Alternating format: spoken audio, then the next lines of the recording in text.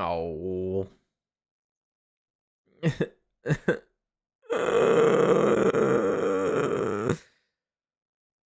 From save point.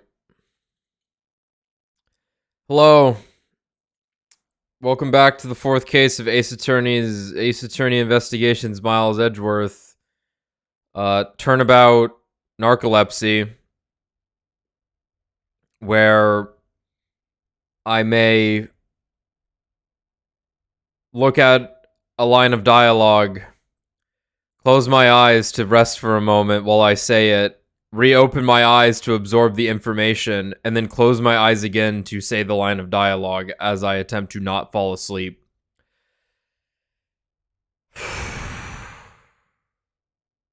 That is what last stream was. By the end of it, I was like the scene where we were getting like this stuff, like this key here. I was just like reading the text, closing my eyes, and then saying it. And, like taking a breath, opening them, reading the text, okay, closing my eyes to like nearly fall asleep. Hopefully this picks up, because I think last time, the middle part of this case is one of the worst things in the series, if not the worst. If only because I as a player, at this point, don't need a situation where I know that a character is innocent.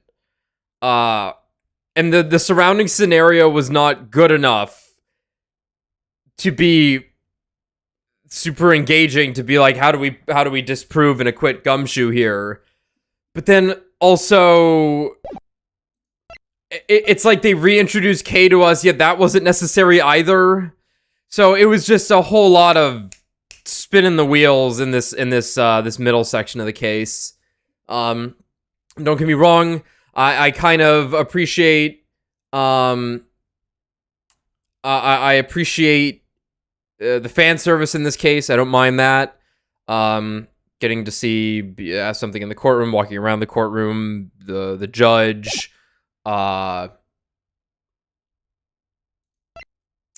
little Franziska, who really is no different and doesn't really show that she's younger at all, which I guess is on point for her character. I hope she cries at the end of this. That would be funny. But like, I really feel like no progress was made during the last stream. I feel like nothing was obtained. I guess we got the perfume. That's probably going to be the might be the gotcha piece of evidence that they handed to us. An organizer. Let me read this again. I've collected the evidence I needed to prove that Rel was the killer. Between the handgun Rel had on him when he was arrested and the surveillance tape, I should be able to prove that he was the one. The sound of his handgun going off was recorded with superb quality on the surveillance video. I also have evidence that I can use to prove that Rel is not the real Yatagarasu. No matter how he may try to play it, as long as I have the Yatagarasu's key, I can prove he's a phony. There you go, you get one. If I present it to him in court, it should clear everything up. If I present it to him in court, it should clear everything up. Okay. This case does pick up just in the last 10 minutes before it ends. Great! So physically, it can't be worse. Yeah, well, if case 2 of Great Ace Attorney actually puts me to sleep, then yeah. It's been a long battle. I hope that this will finally bring it to an end. Okay. Then we have the key. The knife key.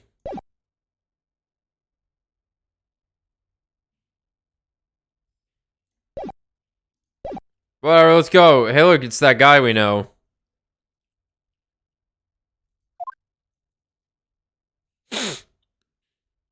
Hmm? That's Detective Bad. But who is he with? I've never seen that officer before. So did you find it?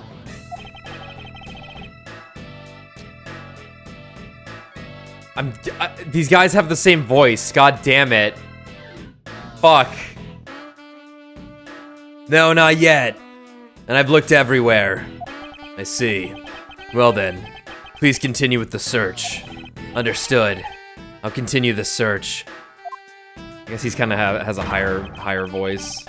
So you're the one running this show. Prosecutors like you shouldn't even be allowed at crime scenes. How dare you? Just who do you think you are? Fuck off. Got him.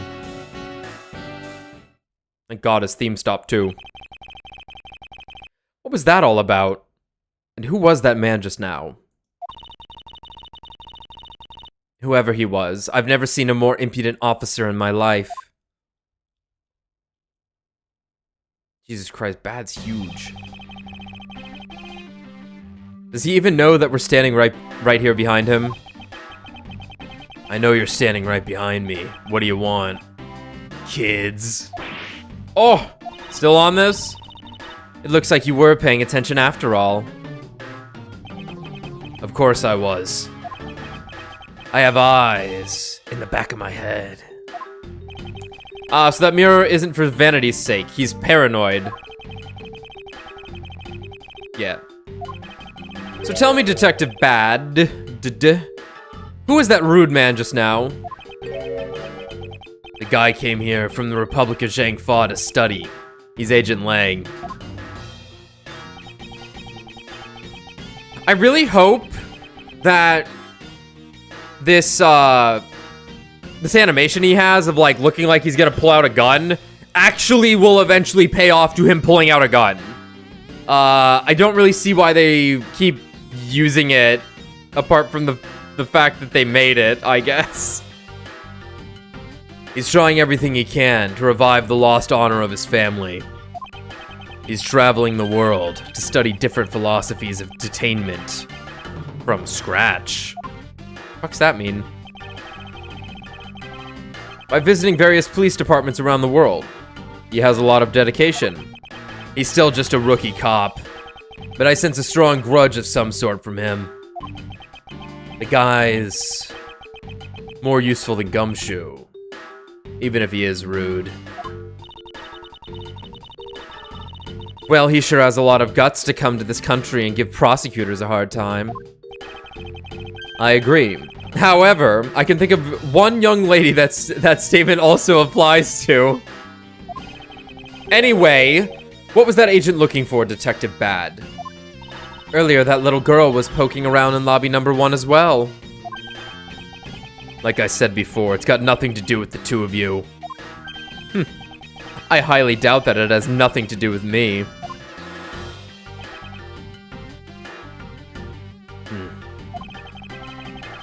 Fine. If this is the game I must play, then I will take this opportunity to draw out what he's been hiding and what happened in this room straight from him.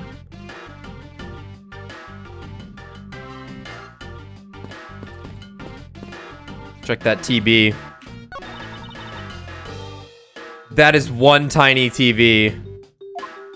Really? Detective Gumshoe was rather shocked at this and said it is huge compared to his own. Ha! Anything you compare with something he owns will always seem grandiose. Speaking of grandiose, I'd say that ego of yours could use a little deflating. Was this table here all along? I suppose so. Well, clearly it's out of the place. Oh, okay. Well, clearly it's out of place. When you take the sofa into consideration, that table is much too tall.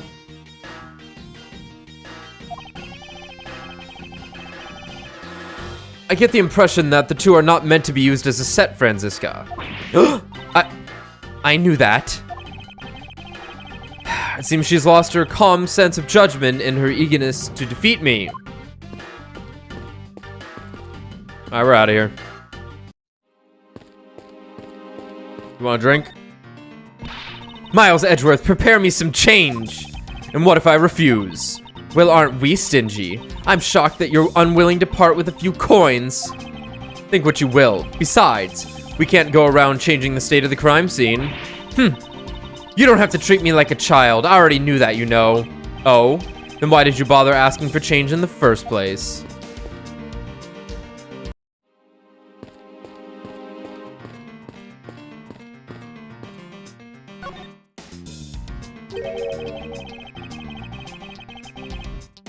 I can still smell that perfume, even with the window being left open to air out the room.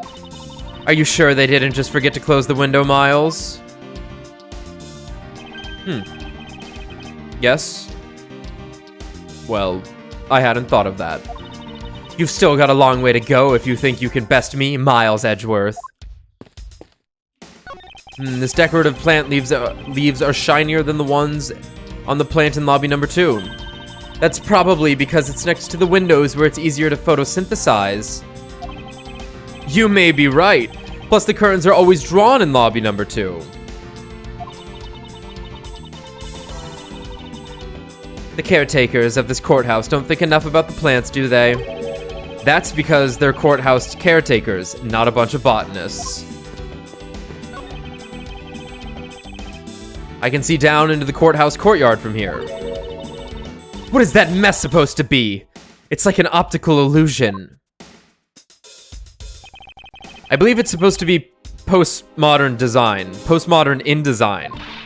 More like thoughtlessness in design. I can't disagree there.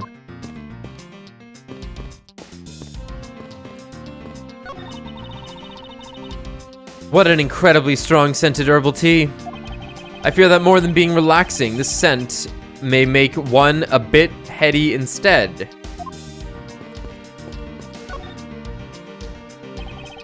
That expensive painting is ill-suited to be hanging on the wall of this room. I wonder if a guard detail should be placed on it. Why would you say that? Well, a desperate low-paid detective might make off with it someday, you never know. She may be thinking about hiring a guard. But it's obvious she isn't factoring in that guard's salary whatsoever.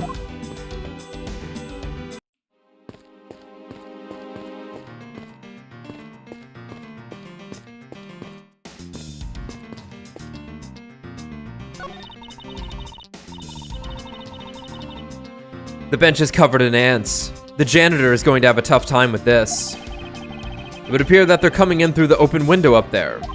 Ants are unusual creatures. We can learn so much from their diligence and zeal. Real ant admiring hours. Earlier, you were in lobby number 1, and now you're here in lobby number 2. I see you've upgraded. You are quite the busy man, Detective Bad. Multiple returns to a crime scene bring about success. That's what we detectives say. Oh my god, it's Lang Z. I see, in that case, you wouldn't mind if I asked you about what happened again, correct? I don't have anything left to say to you, boy. Boy! You'll see. I will draw my answer from you one way or another. God damn it. Would it kill you to help us even a tiny bit in our investigation? I gave Faraday's notebook to the judge earlier. That's help enough, don't you think? Please, we are asking you for just a bit more of your cooperation. Don't push me, kid. Too bad.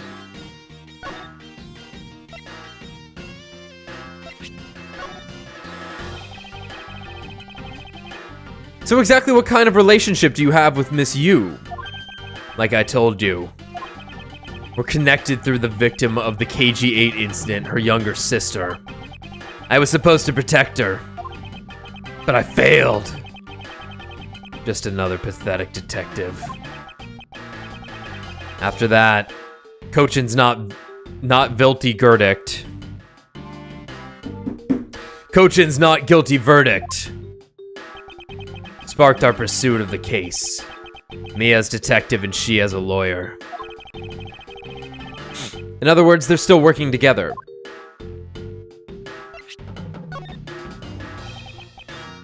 Faraday. It sounds like you lost someone close to you. He was a battle buddy. We fought through a lot together. A boy with a silver spoon in his mouth couldn't understand society's dark underbelly. Although, honestly, I suppose he's right. I don't have anyone I relate to in that way. Well, it's not as though I long for someone like that. Nor am I good at getting close. Aw, he's so guarded and puts up fronts. He can't get close to anyone. Time of the murder! I'd like to ask once again about what happened around here at the time of the crime. I refuse to answer. Any more investigating you do would be a waste of time. Besides, how am I supposed to answer questions about things I don't know about? Things you don't know about? But aren't you supposed to know everything? Get him, Franziska. He should. Wait, is it possible? Maybe he doesn't know about the trick behind that piece of evidence. I should try showing it to him. It may prove to be the key to getting some answers from Detective Bad.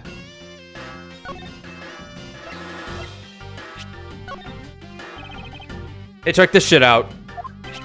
Did you know of the existence of this item in the photograph? Did you know of the existence of the item in this photograph? Of course I did.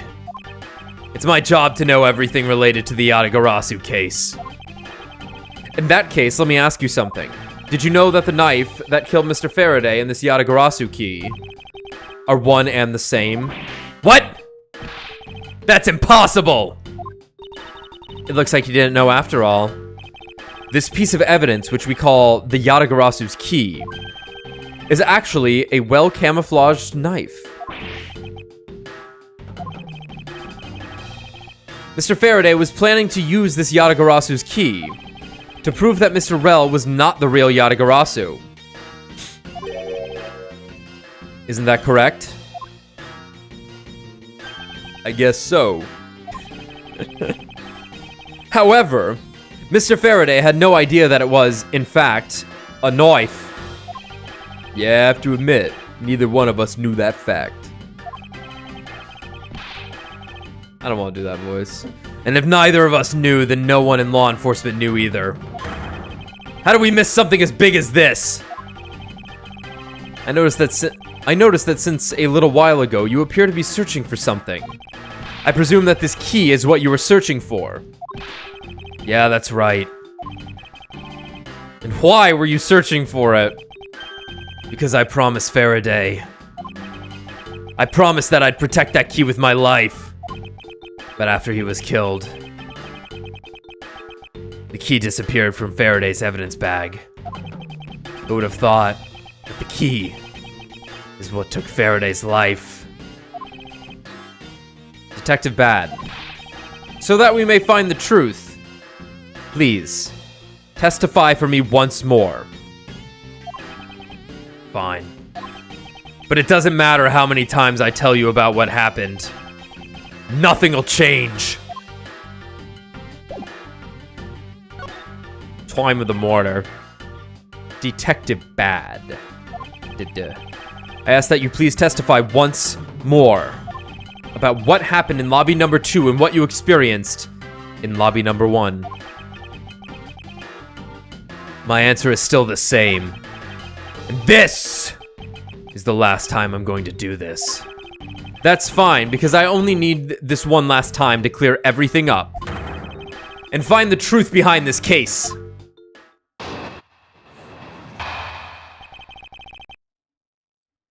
So I raised my monitor a little bit. I put some, like, I don't even know what they are. Sketchbooks I never used that I had to buy in college. I put some of those under the monitor, and it's actually kind of nice because with how my mic's set up, a lot of times, like, my mic's right in front of my face pretty much. Like, right in front of my mouth. And obviously my monitor is going to be at a slightly downward angle in front of me. So being able to raise it a little bit makes it so that I'm not, like, basically sitting like this. I don't know if this sounds any different, but basically I've been straining my neck by like crooking my chin down because of how I had to read everything. So this is actually helping a little bit. I probably don't sound much different, but it's more comfortable. And I was like, why did I never think of that? This is why you get a fucking arm for your monitors. So then you actually have more space underneath the underneath it too. My monitor sucks. If I fucking touch it, if I tap this desk a little bit, the wire will get loose and my fucking drivers will crash on my computer because it times out for some reason as it disconnects. It's very weird. Anyway, Detective Bad's movements. I was in lobby number 1 talking with you. We were talking about some trivial things. I heard the gunshot right before the trial was about to reconvene. When we heard it, you and I immediately dashed out into the hallway together. I saw Gumshoe goofing around there, and then we all ran into lobby number 2. It sounds like the exact same story he told us before. Ah, but you see, Franziska, we're going to discover something new now that will change everything. Indeed. However, I feel that we have yet to draw out all the information that we can. I need details, Bad. Details! When did I take damage? I was in lobby number 1 talking with you. Why did Miss Yu choose lobby number 1? She moved through the TVs. It's gotta be it. It's gotta be it. They're big after all. Yeah, or small, I guess. Your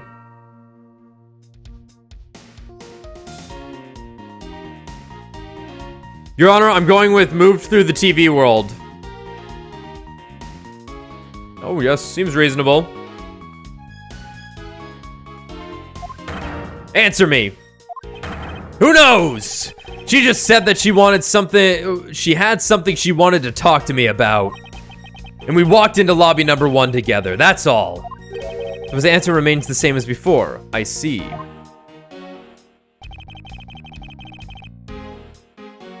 We're talking about some trivial things. I was hoping you could expand, enlarge on what exactly you were discussing with Miss Yu. Trivial stuff. It was nothing important. That's for me to decide. God damn, alright. Alright, I suppose that's for him to decide. Moving on then.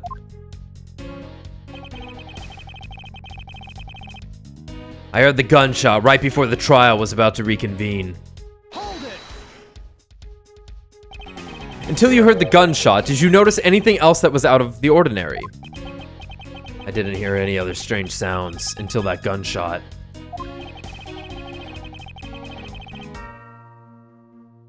There was a second balloon. No.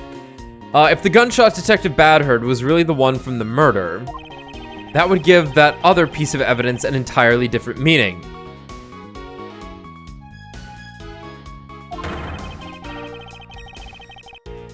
I ask that you please amend your testimony with that statement just now. Yeah, alright.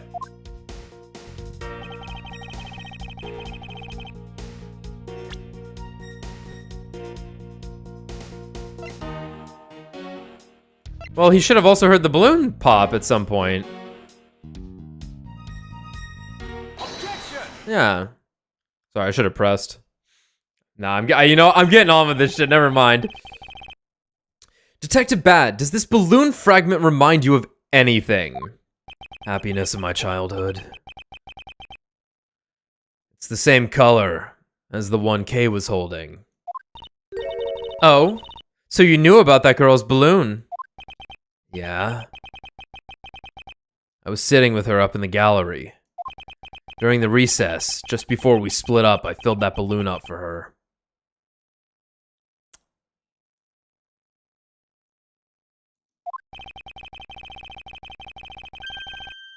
Well, as you may have already surmised, this piece did indeed come from Kay's balloon. So, What about the balloon? I wonder if you might remember hearing this balloon pop at some point. What are you getting at? This fragment was found in the hallway, right in front of lobby number 2.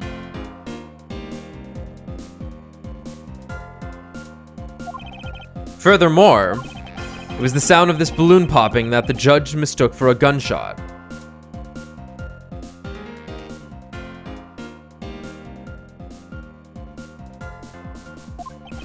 Oh? So the sound that the judge heard was not actually a gunshot, huh? On top of that, His Honor said that he heard the balloon pop about 20 minutes before the trial was to reconvene.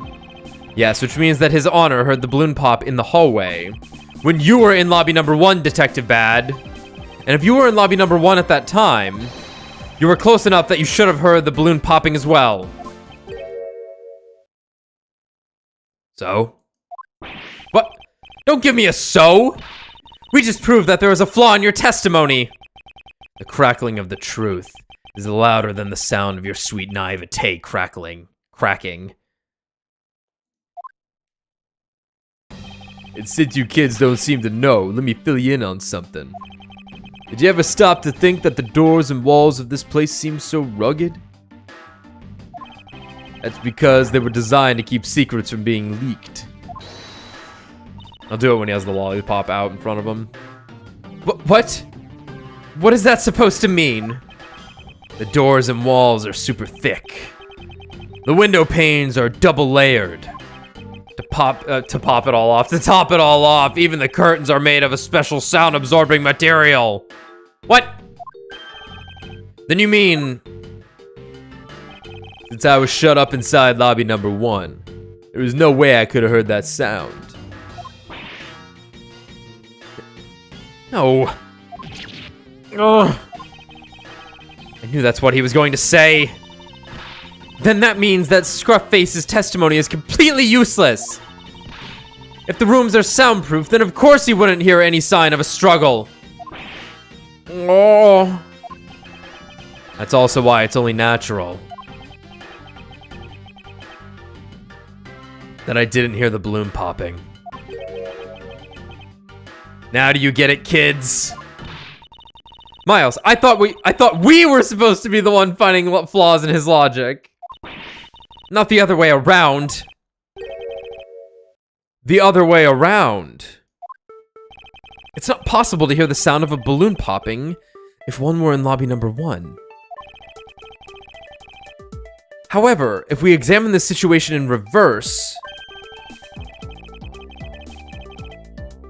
a person standing in the hallway should not be able to hear the real gunshot either. And yet Detective Gumshoe claims to have heard it while he was standing in the hallway. Well, I think he would still hear a fucking gunshot. He was right outside the door. Detective Bad, if that is the case, how exactly did you hear the gunshot? What do you mean, how? I just did. It would appear that you have yet to realize the contradiction in your own words. Oh, how so? If the rooms are as soundproof as you say they are, then how did the sound of the gunshot enter your ears? Oh, I see what you mean. I guess I'm more out of it from Faraday's murder than I had thought.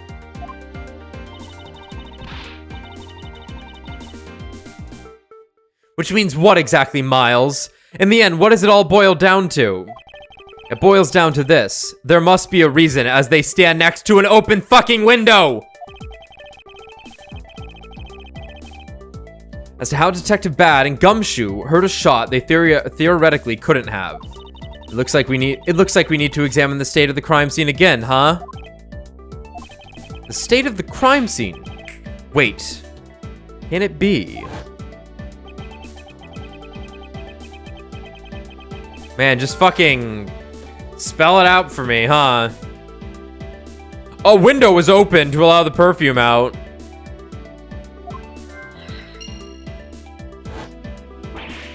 Oh. Way too noisy. Oh.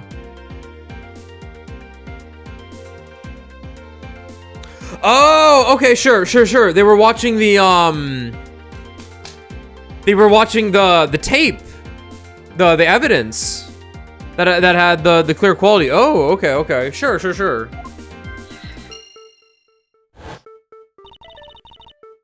The surveillance video. How could a piece of evidence just disappear? Where did it go? Just fucking spell it out.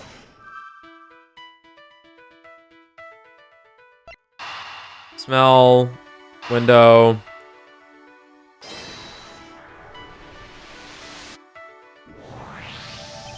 It's simply not possible for the killer to have escaped through barred windows. And yet the fragrance of the perfume managed to escape from defendant lobby number 1. Of course, incorporeal things can move freely through these open barred windows. Stand attack.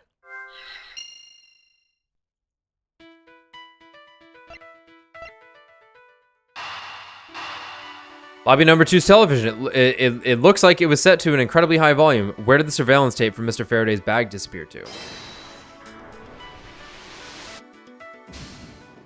Really?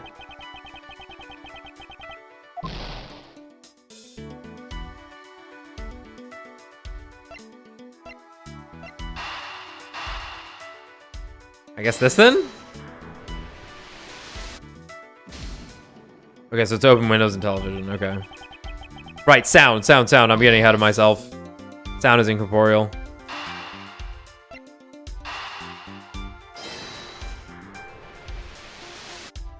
Oh. Now then, what else besides a smell can go both in and out of an open barred window? The answer is sound. So no matter how careful the killer was, if the windows were open, the jig would be up. And since the windows in both defendant lobby number 1 and the hallway were open, that explains how the sound of a gunshot could be heard in both locations. Okay.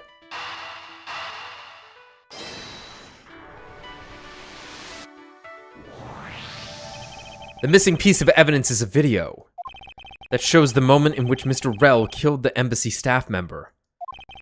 The sounds of the gunshot left quite an impression on me when it was played during the trial. The video should have been returned to Mr. Faraday's evidence bag for the recess, and brought back here.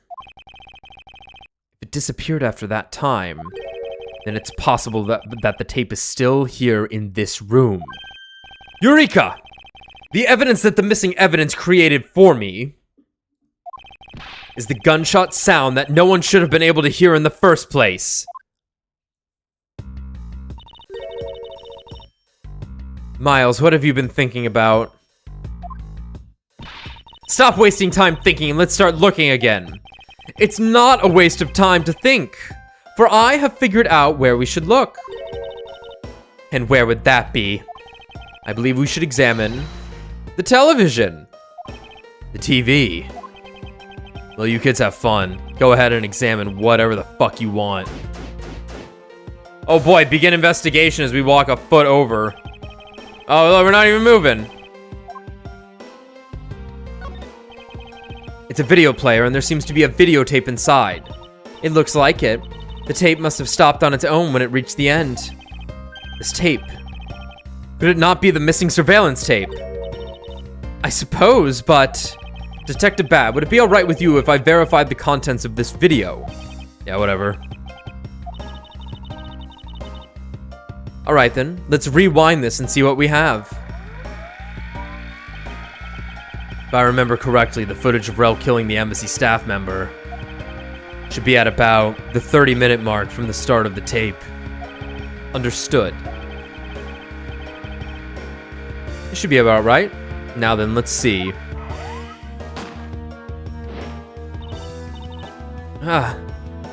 This is the footage of Mr. Rell shooting the embassy staff member. I knew it. The missing piece of evidence, the surveillance video, was here all along. Yay. Oh, this is a video from the first case. Yeah, that's right. Forgot about that.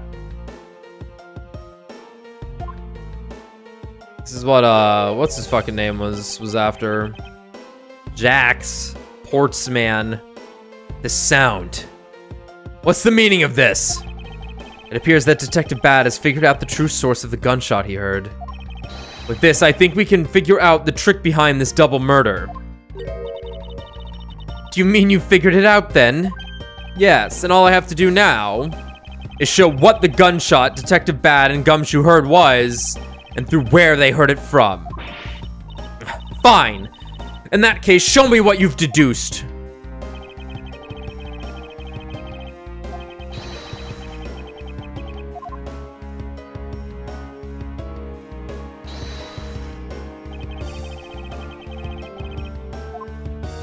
Am I about to hit the videotape on the videotape? It might be the TV I actually have to present this on, not the... Well, let me examine, since I didn't do that. Earlier, when Detective Gumshoe touched this, it made a most terrible racket. You mean when Scruffy turned the television on, right? Actually, come to think of it, I don't think Detective Gumshoe actually touched the television at all.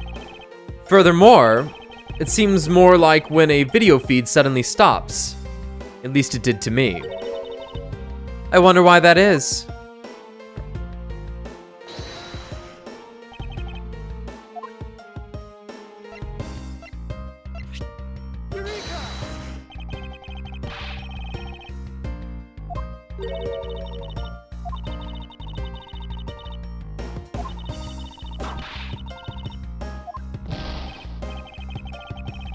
Oh boy. What? Oh my god.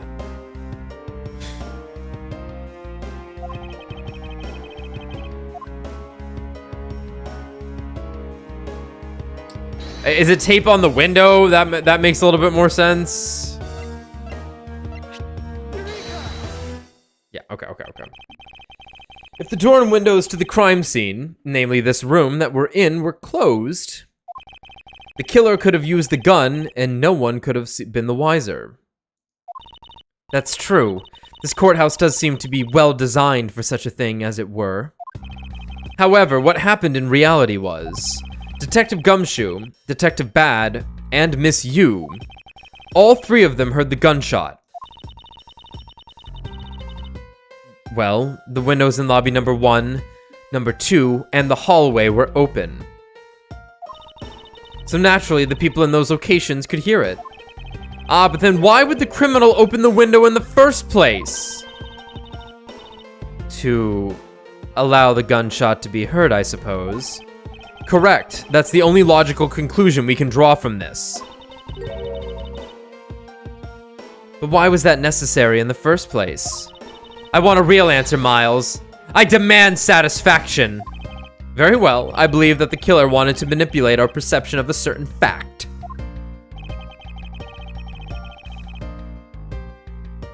When the crime took place, the killer wanted to fabricate the time of death to their precise wishes, and they used the gunshot in the surveillance video to do so. That's pretty clever, because you could, you know, set it to just be playing, right? Oh. So that's why the tape was left running. You mean the gunshot I heard was from this video? Yes, which means that the murders really occurred at an earlier time than we thought. Oh. It must have been during the recess, but before Detective Gumshoe was on guard duty. Someone who has no alibi for that time period and planned this crime out in advance. That person is the real killer. Oh, thank God. I'm living here, Chief. What? Mr. Edgeworth! Yes, what is it? Miss Yu is asking for you. She's in the courtroom. She says that she's identified the murderer, but that she wants to clarify something. It looks like Miss Yu is still investigating something. Understood. Please tell her that I will be right over. I'll come along. I want to hear what she has to say. I'm bored as fuck after all. It would appear that the time... It would appear that the time has come, and so have I, to uncover the truth. So have I. Say that, or did you throw a joke in there? You'll never know. That's the fun part of watching this in another monitor or in the background. You'll never know. You'll never know. Does he know? Does he know? Oh, are we gonna stand on our respective sides?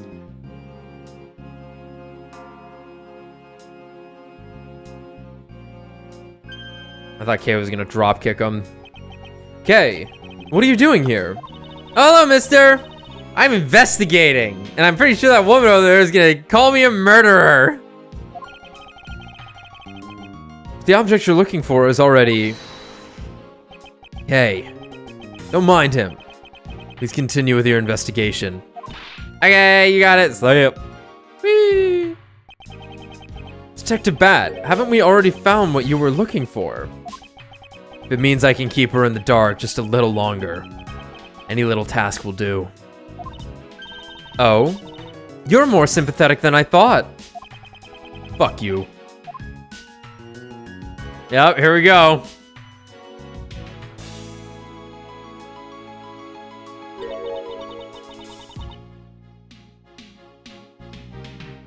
I've been waiting for you, Edgeworth.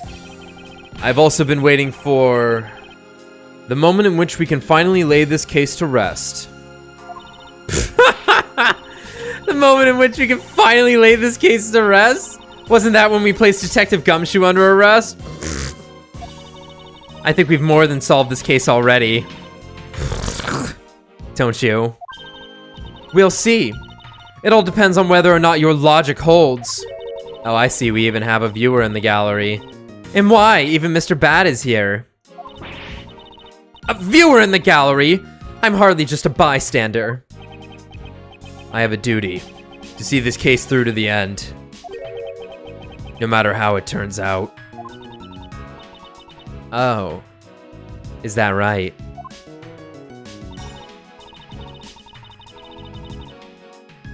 Anyway, I thought you might like to hear what I've slaved away to find out. I've taken statements on every single person's movement during the time when our suspect was in the hallway. I also confirmed that there is no possible route of escape from lobby number 2. Therefore, the killer must without a doubt be Detective Gumshoe.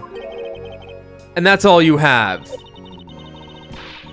Yeah, that's all there is to my conclusion and this case. Sorry, but I beg to differ. In a trial, there is always time for a rebuttal. And we are standing in a court of law. It'd be more than appropriate to follow the rules of court in this case, don't you think? How absolutely like a rookie to think such a thing. But all right. Justice? I'll play along and give you a proper testimony. Like, you thought this shit was fair? If my logic is correct, then I've already won. All I have to do now is to prove it by showing who the real killer is. Come on. We're gonna be standing on our sides? Okay, good. Thank God.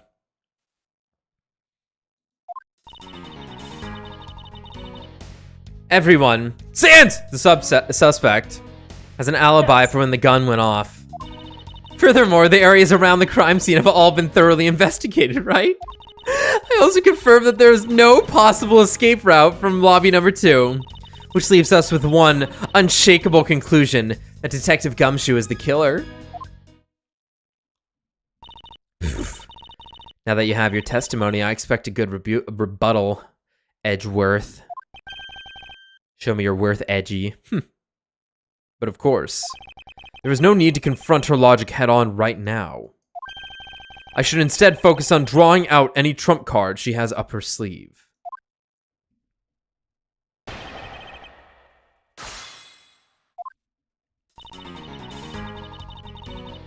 Everyone Sans the suspect has an alibi for when the gun went off. the suspect, but I thought that Detective Gumshoe's alibi has already been proven. Are you joking, Edgeworth? I assure you this is no joke. Look, I know you heard from the judge earlier that the detective was in the hallway with Mr. Faraday's daughter eating a Swiss roll. Yes, that is correct. But see, that was 20 minutes before the real gunshot went off, right? And the problem is there is no one else who can corroborate that he did since the snacking. What he did since the snacking. I see she's done her research well. Which means that I should focus on drawing out whatever trump card she's withholding.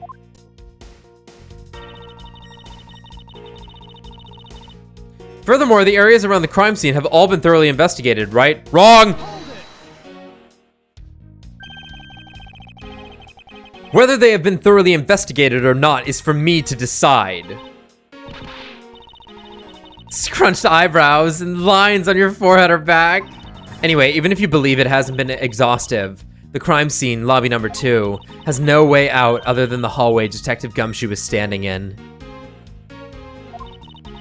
No other way. And because he claimed to be there, that makes him the only possible suspect. But isn't it also possible that someone escaped through the window and into the garden? No! That's the first place everyone looked, dumbass. The police aren't a bunch of lazy bums. They looked into every possibility, you know. Isn't that right, Mr. I mean, Bad? they kind of are. But Yeah, they kind of suck. they kind of suck. Yeah. The fact that Gumshoe is always like being like he's always a suspect. Yeah, a suspect or like being clowned on, and it's like, hey, you go over there and do nothing. Or that the murderer, like, you know, put like a fucking pillowcase over his head, pushed him down the stairs. So, like, crazy. There wasn't a scrap of evidence to suggest someone used one of the windows. There also weren't any footprints or anything in the courtyard garden. I suppose they really did check everything that could be relevant to the case.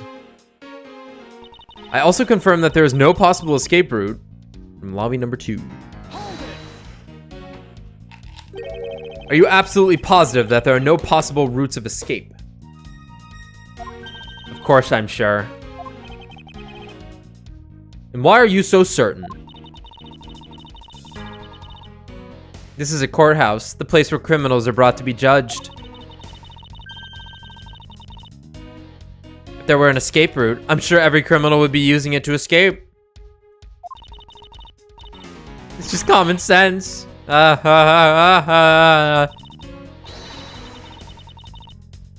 Miles Edgeworth, I suggest you use a bit more of it in the future.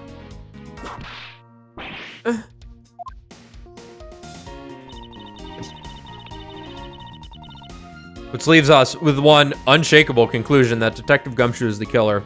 Wrong!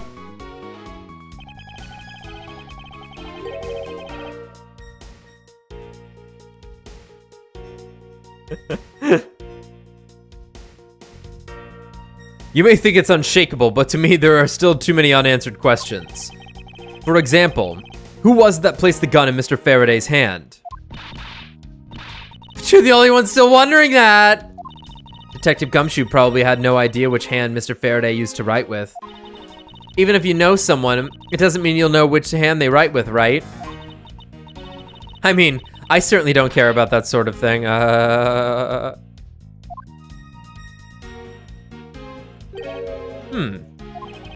not about to let her get a rise out of me with such a flippant statement.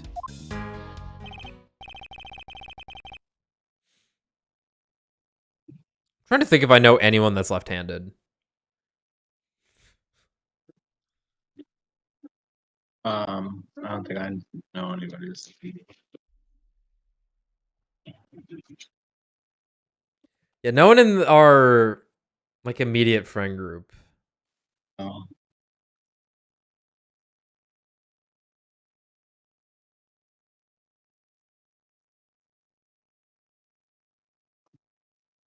Well, that's good. That's good. We don't have any deviants.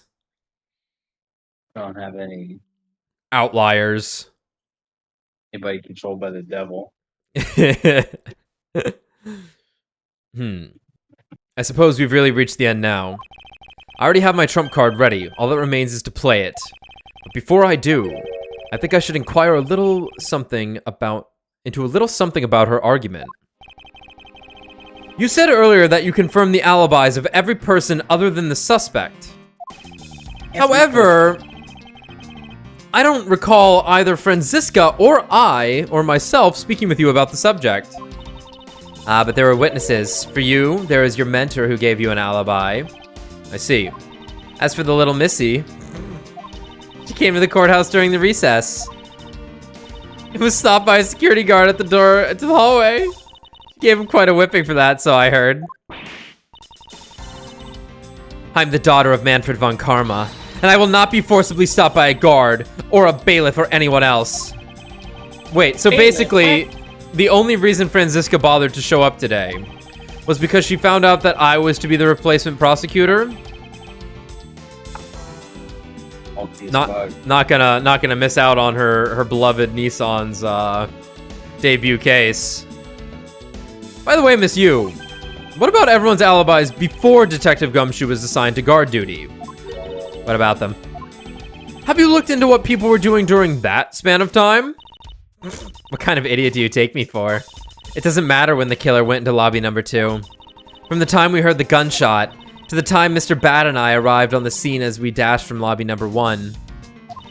The only person who could have committed the crime was Detective Gumshoe. Yes, let's talk about when you and Detective Bad heard that gunshot, shall we? I suppose that if we go by your logic, then Detective Gumshoe is the only one. However, what if the crime had occurred at an entirely different time than when the gunshot you heard went off? What then? Well, Sussy Baka over there. That gun, hey, I was reading that, bitch. Yeah, I was reading. Sadly, your explanation is very lacking, Edgeworth. The gunshot we heard in lobby number 1. Care to explain how that could have been fabricated? Take that. That tape. Well, that's a new one. Oh, look at her go.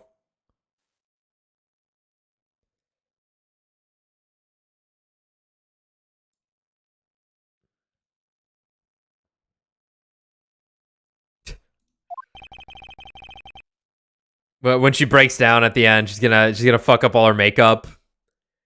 It's all just gonna be melted on her or just drawn everywhere.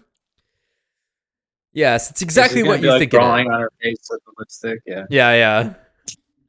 Yes, it's exactly what you think it is. This is the surveillance tape of Mr. Rell the prosecution presented in today's trial. This was found loaded in the video player in lobby number 2. That was connected to the large television that had its volume turned all the way up. You can't honestly mean that the sound we heard was the gunshot in the video. Ah, but I do, which leads me to my next point. The murders occurred much earlier than when anyone heard the gunshot. That's the only thing I can think of, too. After committing double homicide, the killer took the surveillance video out from Mr. Faraday's evidence bag, turned the television's volume all the way up, and left the video to play.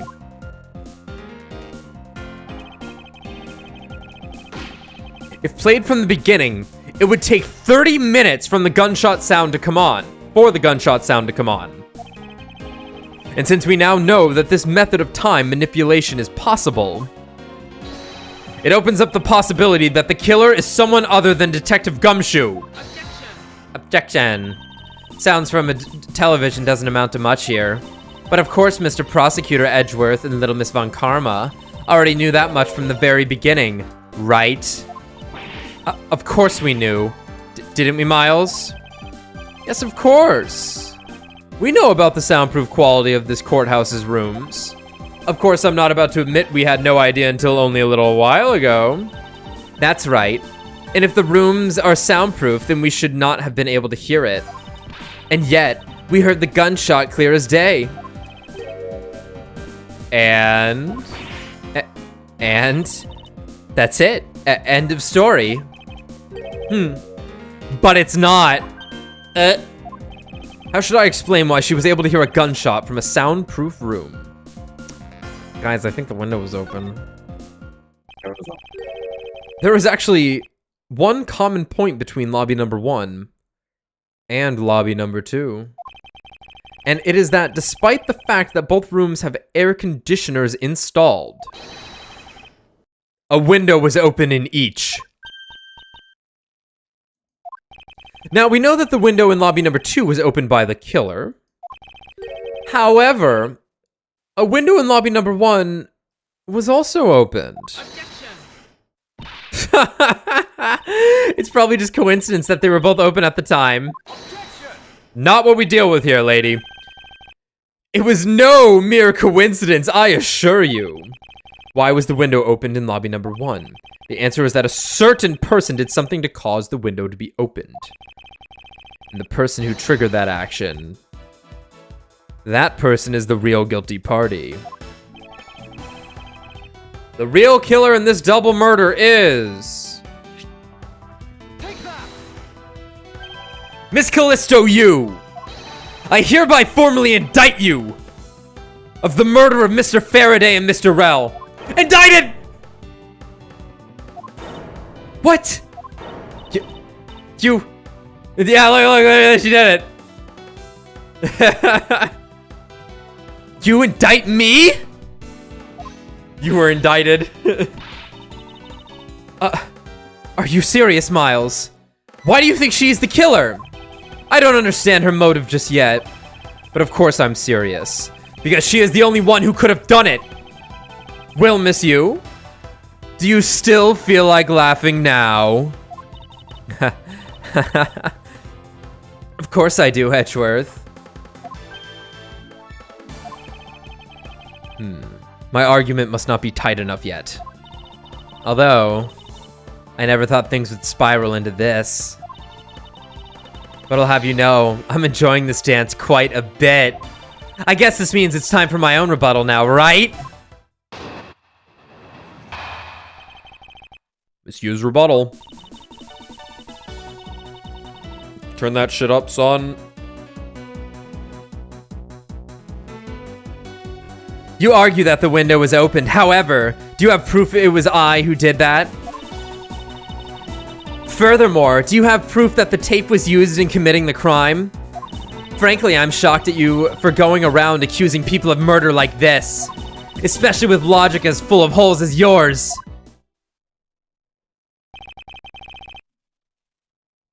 This is where it really starts. I mustn't let my guard down for even a second, or the truth will blow away. Now is the time to put the patented Von Karma perfect proof to the test.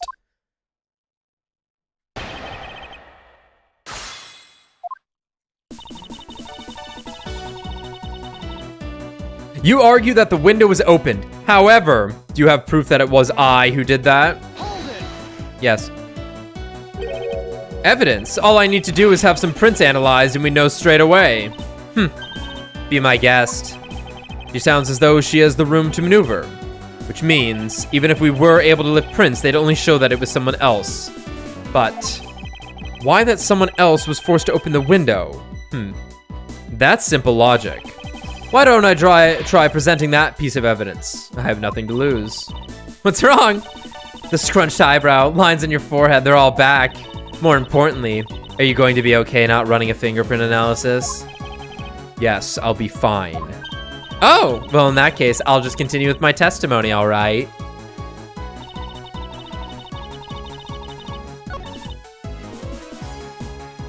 We're not fucking around.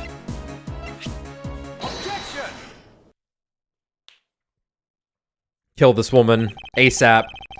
I'm sure you've seen this before, haven't you, Miss Yu? Edgeworth, I never knew you were into wearing that kind of perfume. It's not exactly what I'd recommend for boys, you know. What? This isn't mine! That's right, it's mine, and I received it from Detective Bad, you see. Miss Yu, you can pretend all you like, but we know at least this much for sure. That this bottle of perfume was given to Detective Bad by you. Because it gets really strong really fast. So, what about the perfume? While you were in lobby number 1, you made a big show of spilling some of this perfume. That's according to Detective Bad. Oh, I know.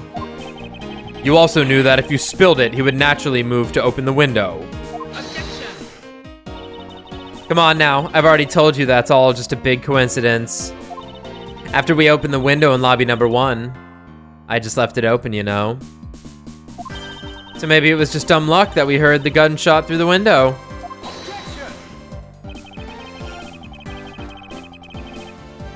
The timing of when you were going to spill the perfume is something you could control. And the most important fact about this case is when people were made to hear the shot. Furthermore, it would have been pointless if you didn't have an alibi for yourself at that time. You mean... Miss Yu, you were the one who called Detective Bad into lobby number 1, when you saw him bring Detective Gumshoe into the hallway. Is that correct?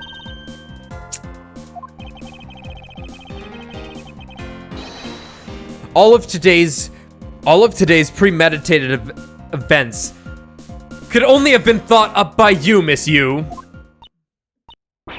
Ah. Ha. You accuse me of murder on the fact that I spilled a little perfume. Well, allow me to say this much. I couldn't have killed Mr. Faraday. Would you care to testify as to why? Look, I've had a lot of fun today, really. But I grow wary of this game of cat and mouse. Let's make this the last testimony and wrap up this absurd case once and for all. Jowarida.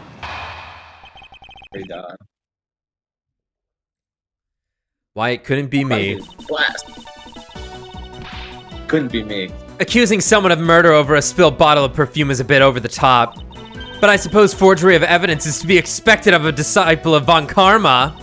In any case, it simply could not have been me who killed Mr. Faraday. After all, I don't even know where the knife that was used to kill him came from.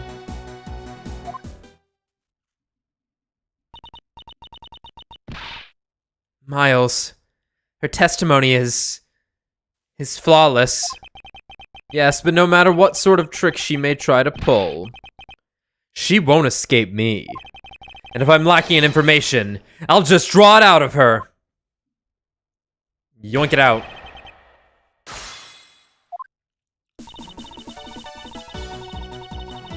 Accusing someone of murder over a spilled bottle of perfume is a bit over the top. I think I already explained the significance of that earlier. You only confirmed that I did spill some perfume, but that's all. That you would accuse me of murder based on a simple spill? Don't you dare complain when I sue you for defamation of character. Do as you like, but as for me, I believe. You believe? I believe that you are the true culprit in this case. My, you're enthusiastic. Of course, I should have guessed. But I suppose forgery of evidence is to be expected of a disciple of Von Karma. Fuck you! I formally request that you desist in your attack against my mentor. Yes, or we'll sue you for defamation. All I'm doing is telling the truth. Well, maybe more like spreading gossip. Although your adamant denials are, shall we say, just adding fuel to the fire. How dare you say such a thing? Calm down, little girl.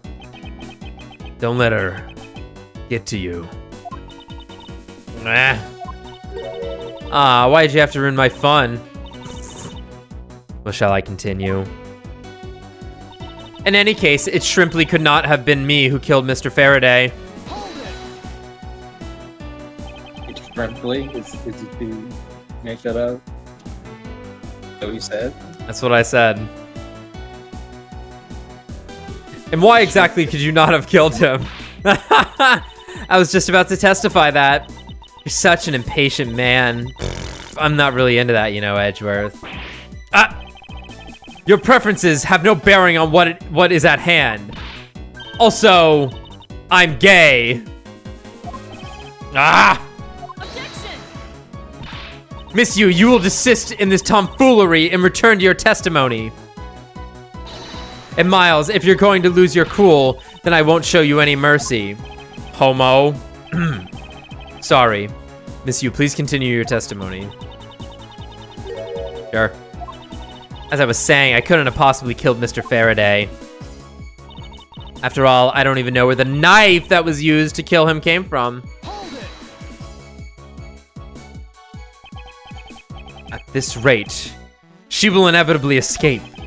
But if she really was the one who killed Mr. Faraday, then she must have known about the existence of the knife. I'm sorry, Miss Yu, maybe you weren't aware. However, the knife that was used to kill Mr. Faraday was taken from his evidence bag. Miles, what do you think you're doing? I'm drawing the truth out of her, that's what I'm doing. Huh? But I don't recall a knife being presented at the trial earlier today. Well, I suppose that's because the evidence was something Mr. Faraday had yet to use. So that's what you're trying to do. Look, why don't you cut it out with the lies? I've already figured you out. There was no knife inside Mr. Faraday's evidence bag. The only evidence he had yet to present was the key the Yatagarasu had sent.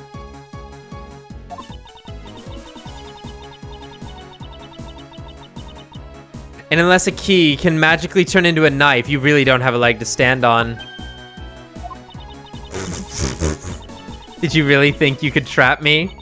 Come now, be honest. I never intended to do such a thing.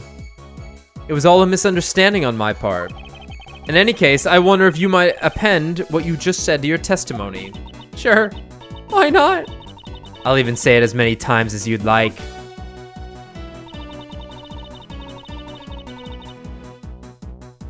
There was a key in this evidence bag, but you can't kill anyone with a shrimple key.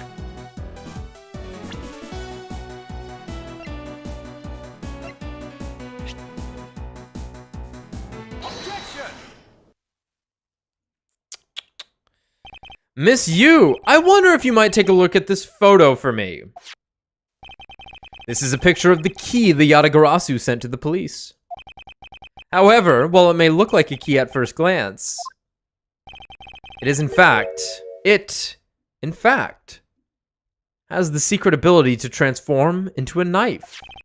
Which means that what was inside Mr. Faraday's bag was both the Yatagarasu's key and the murderous knife. You knew that the key was inside Mr. Faraday's bag, did you not? Yes. Well, with the Yatagarasu's key alone, it's more than possible to kill Mr. Faraday.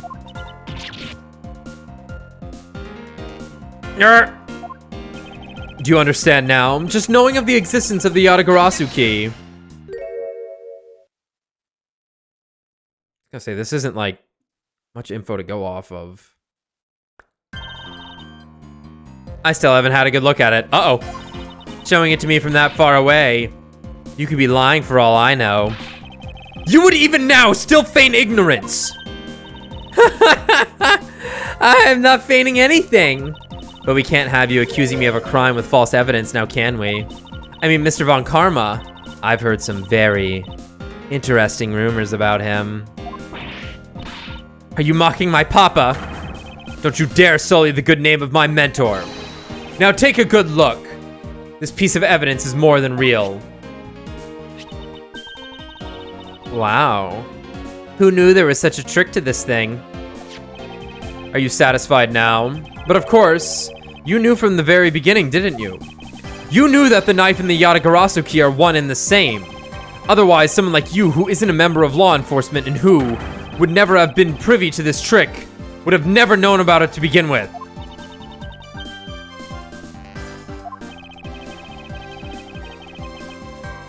Furthermore, the something that the Yatagarasu sent to the police How did you have knowledge as to what it was? Actually, I heard it from Mr. Faraday. Just before he dragged Mr. Rell off, he told me. Oh, that's right. I almost forgot. He also told me about the key turning into a knife at that time. But he didn't tell me about how the key actually transforms. What you are saying is simply not possible. Oh, and why not? Because Mr. Faraday himself didn't know about the hidden knife within the key. From within these pages, he mentions nothing about a knife.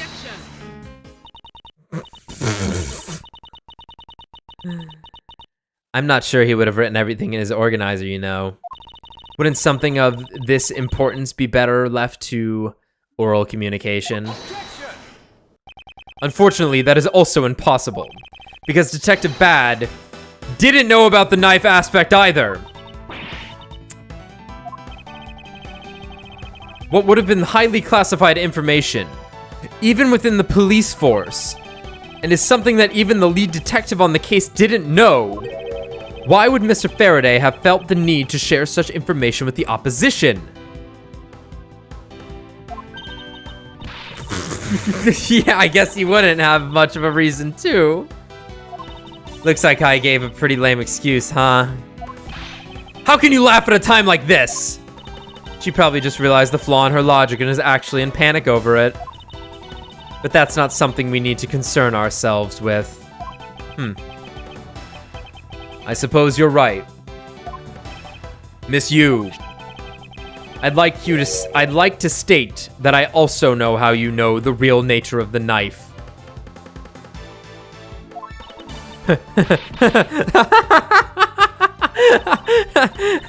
Do you now? Well, why don't you put your money where your mouth is and show me? Oh, and I will. Oh, I will. And I'll wipe that smile off your face by the time we're through. This is it. The moment of truth. The secret behind the Yatagarasu's key. Only one person would have had knowledge of it from the get-go.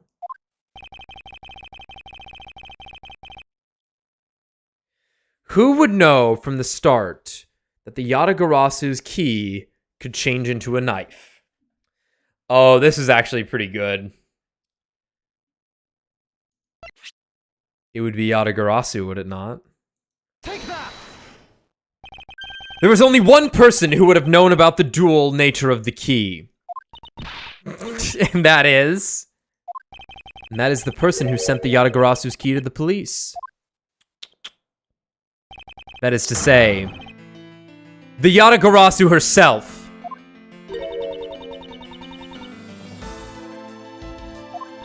Are you saying that this lawyer is the great thief Yatagarasu? Miss Yu.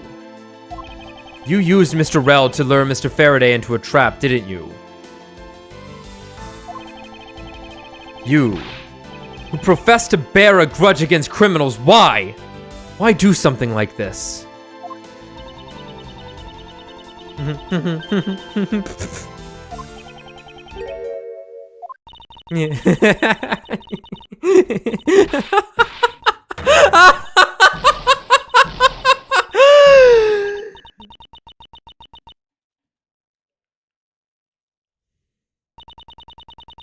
I would have thought that you, a stupid rookie prosecutor, would see through me. You're sending the biggest chill down my spine right now, Edgeworth. This feeling of thrill. It's even greater than when I sneak into someplace. You killed Faraday? Why? Answer me, Callisto, you! Callisto, you, huh? That's not my real name. Oh, is it CC? Oh no, it's Yatagarasu. Because my real identity is... Yes. The great thief Yatagarasu! Let me tell you something, Edgeworth. Mr. Faraday was one difficult man to deal with.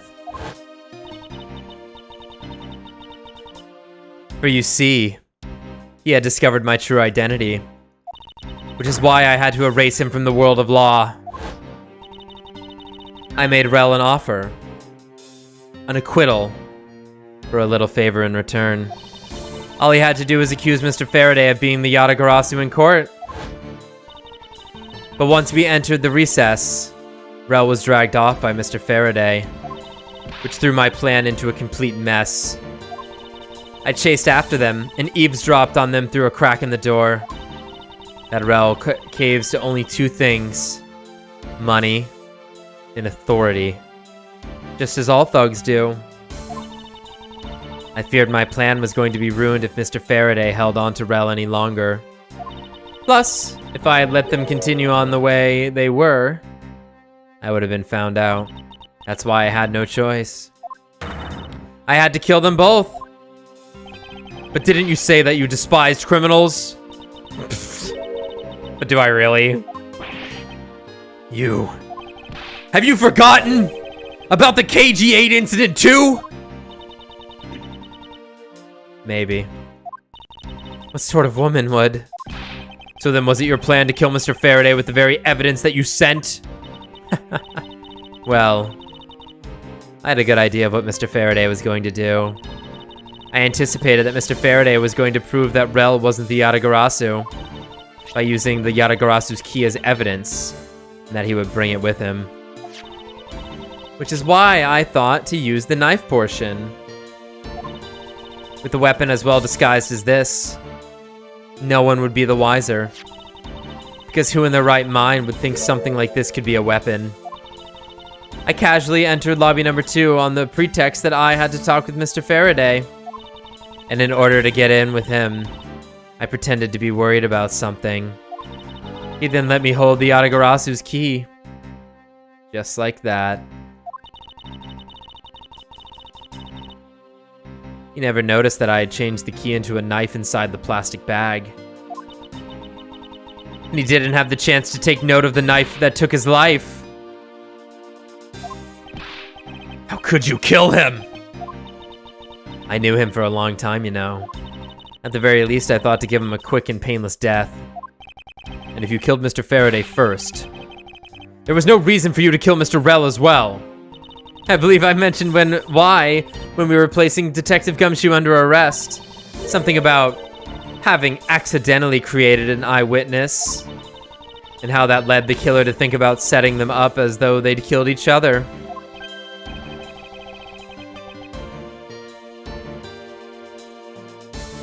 Then the trick with the surveillance tape.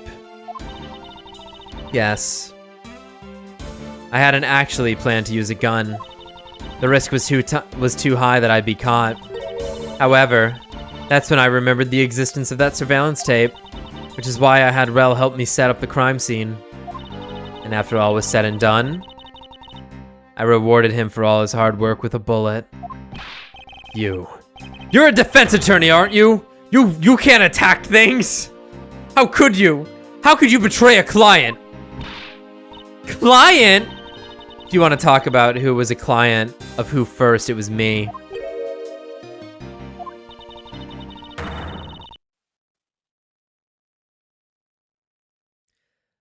I was the client in the murder of the Kodopian embassy staff member, Deadman. Dademan.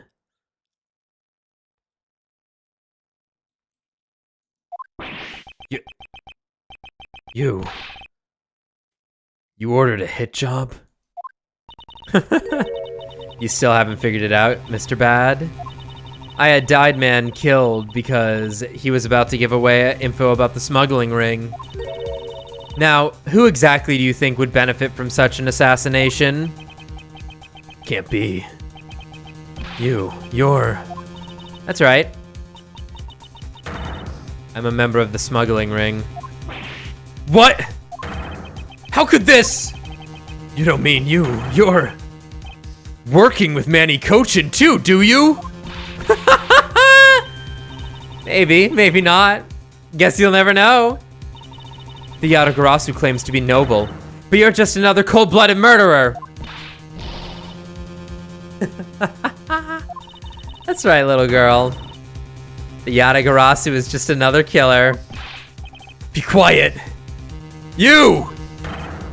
Yatagarasu. You can run from the law, but you'll never escape it.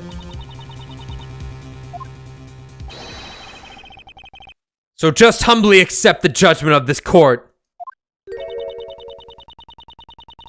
Hey, Edgeworth. Did you know? The Yatagarasu has 3 legs. Do you know why that is? No? Well, let me tell you. It means that the Yatagarasu has more than one razor-sharp way to do her work. That's a good point. That's a really good point. That's a new one. Object this, motherfuckers. You can't hurt him. You really are too naive, Edgeworth. You even handed the Yatagarasu's key right to me without a second thought. Everything may not have gone according to plan, but I'll still gladly take it. You mean... the key was your real target? And even after I gave you such great advice... didn't I tell you to always keep a good eye on a criminal? Or you may regret what comes of your negligence. You two get down! My body. I can't move. Hey, mister, to your right!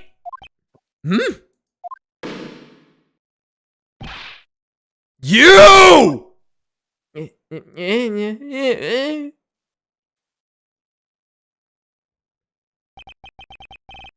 Are you all right, Franziska? I'm perfectly fine, Miles. Her voice is shaking, but it looks like she's unharmed. Where did Kay go? That's a gunshot!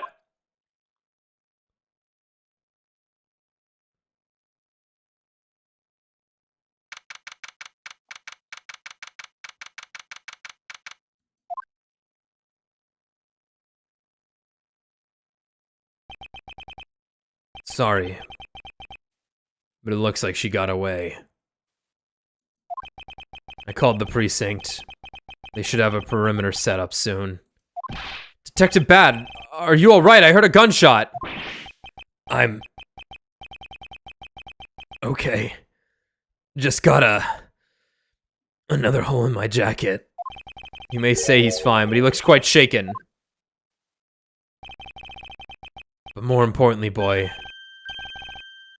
I mean... Mr. Edgeworth.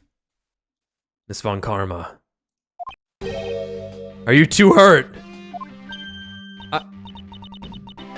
I'm absolutely fine. I'm also alright. Thanks to Kay. Speaking of Kay, where is she? I don't know, she just sort of disappeared. Actual gun. Damn it! I'll go look for her. Oh, and... hey, Detective Gumshoe. Yes, sir! Detective Bad, sir! I'm sorry I doubted you. Don't worry, sir. It's not your fault.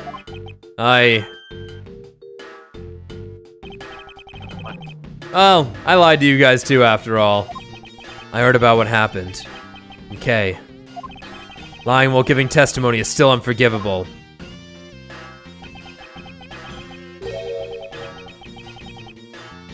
But in this case, you were protecting Kay and her feelings. Looks like you just might have what it takes to be a real detective. Now don't you ever lose that detective spirit, okay? You got it. Pops.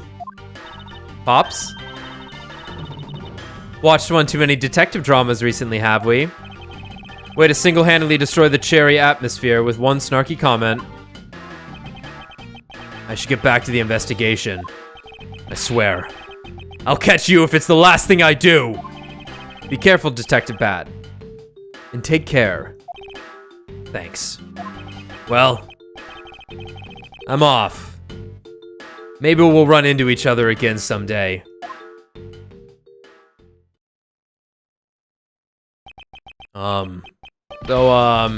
Thanks a bunch, pal. You're the best. You really did find out the truth behind everything. Yes, well, I'm glad we solved everything before you were taken to prison. Oh, I can't believe how much trouble I caused you with my testimony, Detective Gumshoe.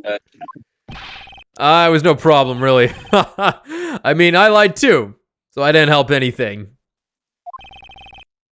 It's really not your fault, Your Honor. Well, even if we didn't have His Honor's testimony, I think that lawyer would have found another way to get you convicted on her behalf. Yeah. Man, I can't believe I was about to get fired during my first week as a detective. Well, so long as you're not fired, you should work hard, give all that you have, and perform your duties well. Oh, and one more thing. Kay left a present for you with me. She did? Oh, what is it? What was it that Kay left for me? The proof of their friendship. Our friendship. Should be the Swiss roll.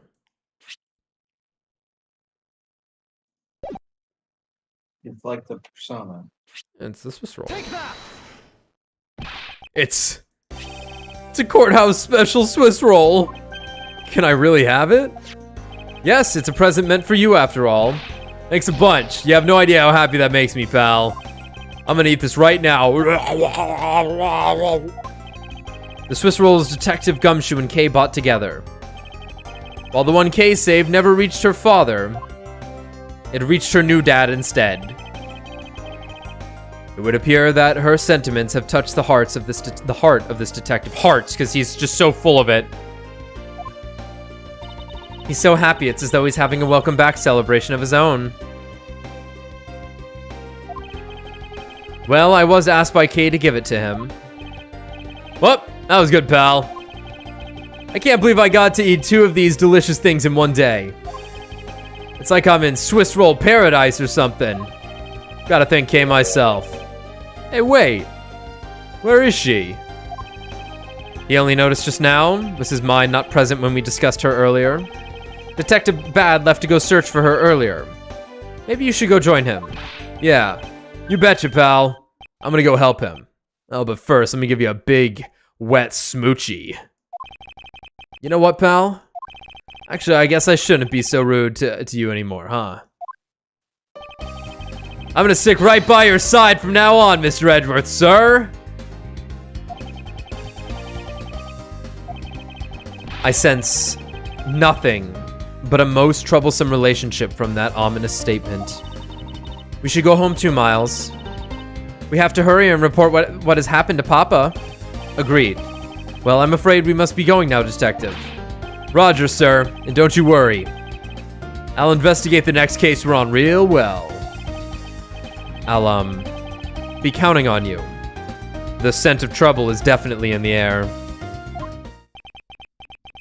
Thus, like a bad dream, my first outing at court came to a disturbing end. A few months later, I was finally able to properly stand in court as a prosecutor. But the detective in charge of the investigation was, as I dreaded, Detective Gumshoe. After that, he became my direct subordinate. I have tried, but words fail to describe the immeasurable suffering he has caused me. But I suppose that's just how things are. As for the little girl who suddenly disappeared, she's now... And we're back here. How you would never forget this girl. I am baffled at the fact that these fuckers forgot Kay in any capacity. Do they explain it? Because, like, that's bullshit. Like, one of the most unforgettable traumatic moments of their lives. With this little girl kind of at the center of it. You would never forget the name, and she doesn't show up with a false name. She's just like, hey, I'm Kay Faraday, and it's like, who the fuck's that? I've never... It's only been 7 years, or it's been 7 years. I've forgotten everything. Yeah, that's pretty far-fetched, unfortunately. So, do you remember now? Yeah. I remember everything. Unless they all repressed it, which I guess is possible. Kay. It's been a while. Yay, you sure grew up a lot. Of course, but thank goodness. I thought you two had totally forgotten about me. You know, I was really worried about you after all that. Where have you been all this time? Gummy. I didn't know you cared. After all, my father died. After my father died, I went to live with my mother's relatives. They lived really far away, so I wasn't able to come back here all that much. Oh, is that what happened? Well, I'm just glad you're all right. Yeah. So, does it all make sense now? You betcha it does. Oh, you know what? I was going through my father's bookshelves recently, and... Actually, there are still a number of things that don't make sense, Kay. Huh? First of all, why did you come all this way to see me? And second, why are you calling yourself the Yatagarasu? The Yatagarasu is Callisto Yu, the woman who killed your father. No, you're wrong. The real Yatagarasu was my father. Mr. Faraday was the Yatagarasu? Like I said, I was going through my father's bookshelves recently, and I found a secret diary hidden among his books. I have no regrets in choosing to walk the path of the Yatagarasu. That was written in his diary, and that's how I know for sure. But that's impossible! What's with that look? Don't you believe me? It wasn't just the expression on my face. I clearly said it was impossible just now. Alright then. How do you explain this?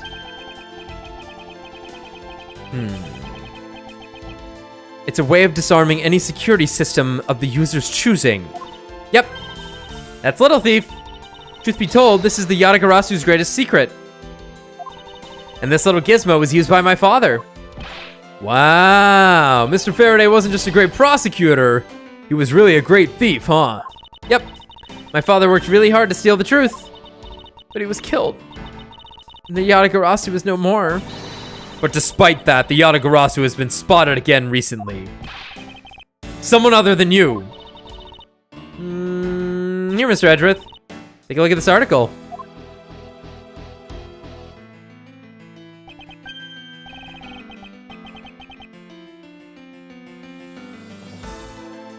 The Yatagarasu sent the embassy a calling card. One was left at your place too, buddy. The Yatagarasu sent the embassy a calling card. Yeah, meaning this person's a fake. I'm almost certain that Callisto Yu lady is behind this. Because the real Yatagarasu would never send something like a gaudy card out.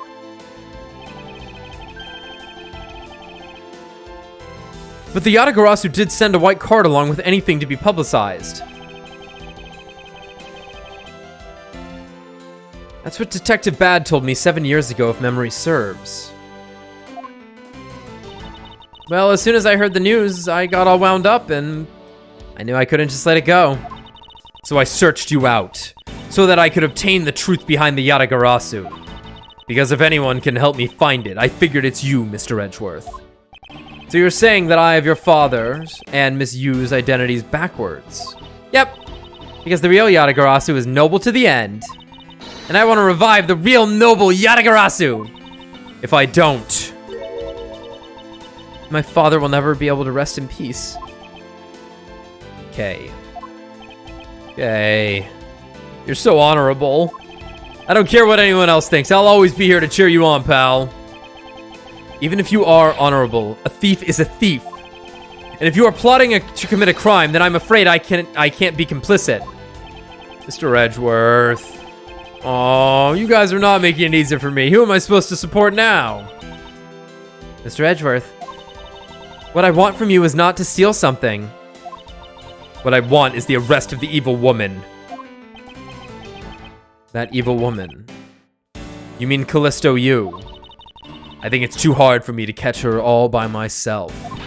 But I thought that since you were able to expose her for who she is, then maybe. Please, Mr. Edgeworth, won't you help me?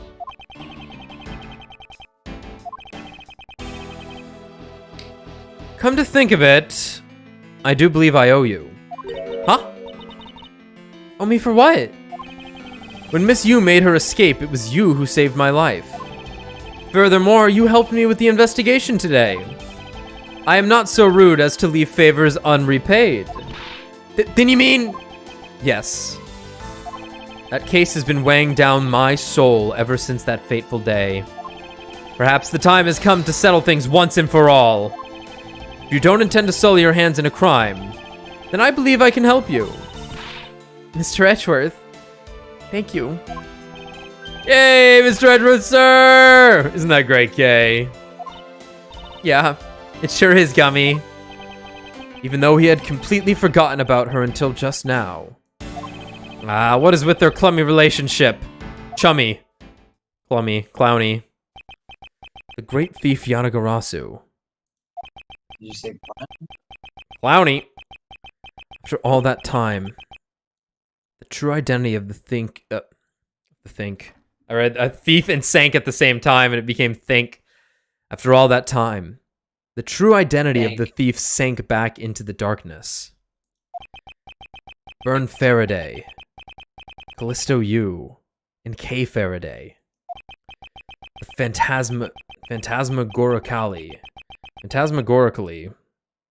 phantasmagorically changing identity of the great thief Yatagarasu. And the Yatagarasu's real goal. It would all come to light the day after I made that promise to Kay. Man, this game takes place over like 3 days. It's crazy.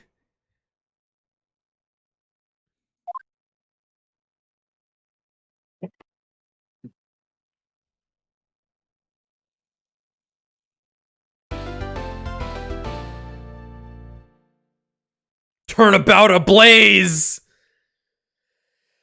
Okay, so...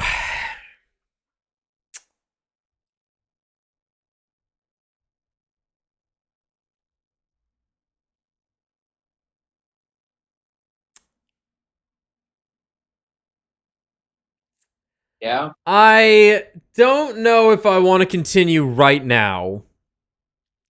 And just leave this to be the end of the fourth case. And if this last one's good, I think I would rather have Tommy available for it. But also, there's a good chance that, depending... Like, how long is this case?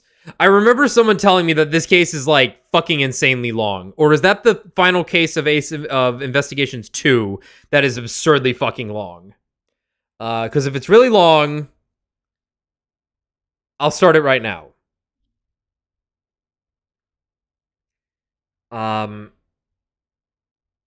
But if it's actually gonna be like...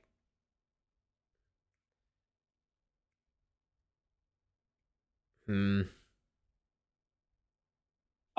got me. I'm away. Yeah, that's true. It's more so the compartmentalizing of the cases as well, where it's like, Yeah, no, I understand. 6, 7, and 8 will just be case 4, but we only have been here for an hour and a half.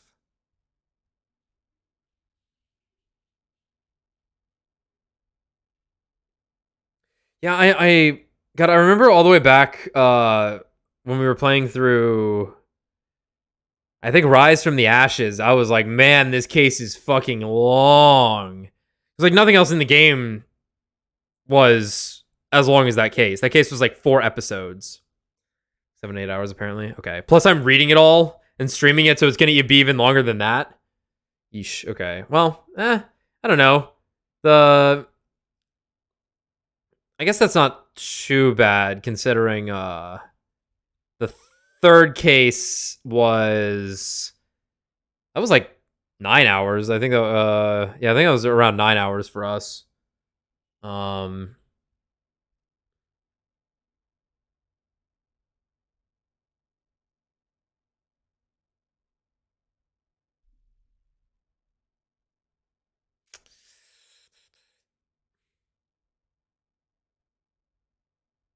think we started. Fuck it. We've only been here for an hour and a half, and I'm not falling asleep, so... we're feeling like I'm gonna faint from doing voices, so, yeah, fuck it, let's go. Yeah, let me know if you want me to voice it. Yeah, for sure. Now that we're hitting, first batch. Turnabout. Ablaze.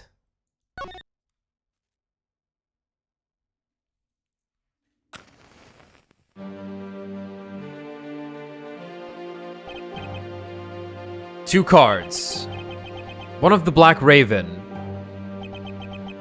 And one of the White Raven. A country torn in two. Oh boy. One to the west. And one to the east. Oh boy. Oh dear. When those which were split are made whole again.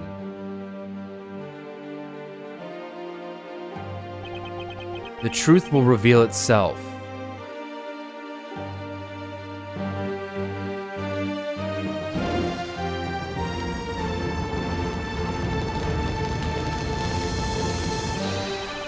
It's the Yatagarasu! The Yatagarasu's here!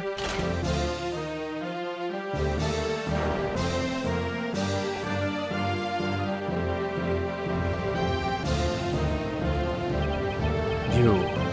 Accursed Yatagarasu. Kay! You!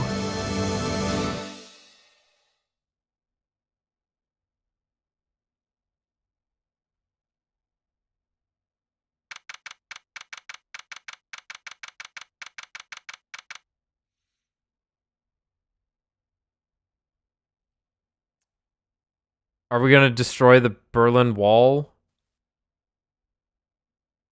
That's what that sounded like. Huh. Alright. It's so nice, almost dreamlike to finally have the chance to relax and sip some tea. Especially after what a whirlwind the past few days have been. Maybe I'll ask Phoenix for some nudes and have a good wank later. On my return flight, I was dragged into a case involving an Interpol agent's murder. The next day, I investigated a kidnapping and a murder at the Gatewater Land theme park. And later that night, a detective's dead body welcomed me back to my office. Oh god, this was third? I thought, okay, fuck me. Okay, fine. Okay, so it went... Alright, okay. So we're after the tape was stolen and someone was murdered in his office, along with a thief who was out to pilfer files related to a case from 10 years ago. Wonder who it could be. How did I manage to find myself in the middle of so many cases back to back? Well, at least I have today. All I ask is that I be allowed to spend it quietly. Mr. Edgeworth! Oh, Mr. Edgeworth! This is big. Big, I tell you. Hey, what's wrong with you? Where's your enthusiasm? And suddenly, the phrase, the fragility of dreams, comes to mind. What are you talking about, fragile dreams? Come on, let's go. The fake Yatagarasu isn't going to just find herself, you know.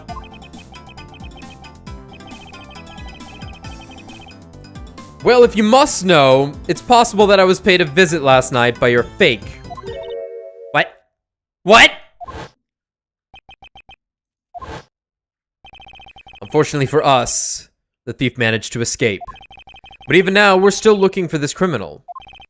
However, I must warn you that we've only had a few hours to search so far.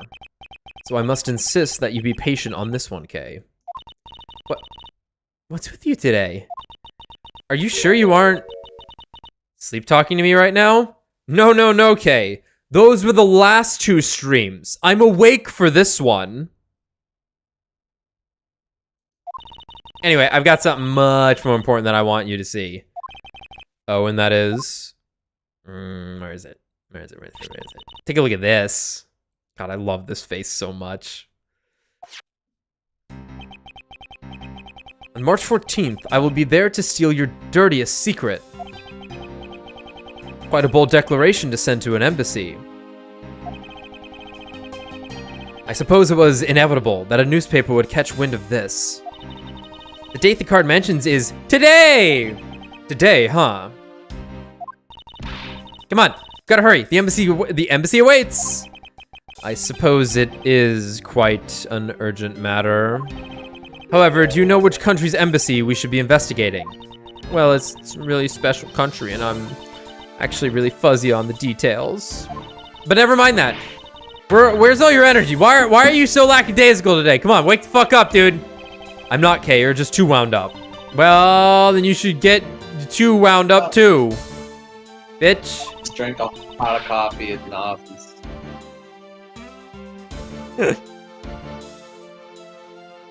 I'm trying to catch up on my rom-coms, okay?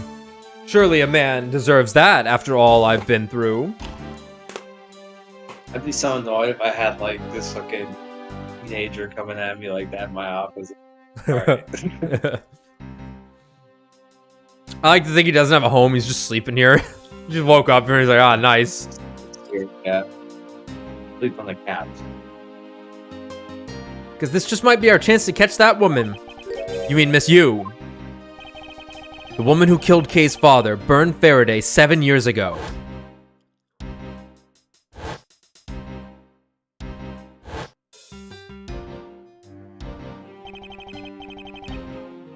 Objection! Turnabout gun! Callisto Yu. She claimed to be the great thief Yatagarasu, and then disappeared from the courtroom.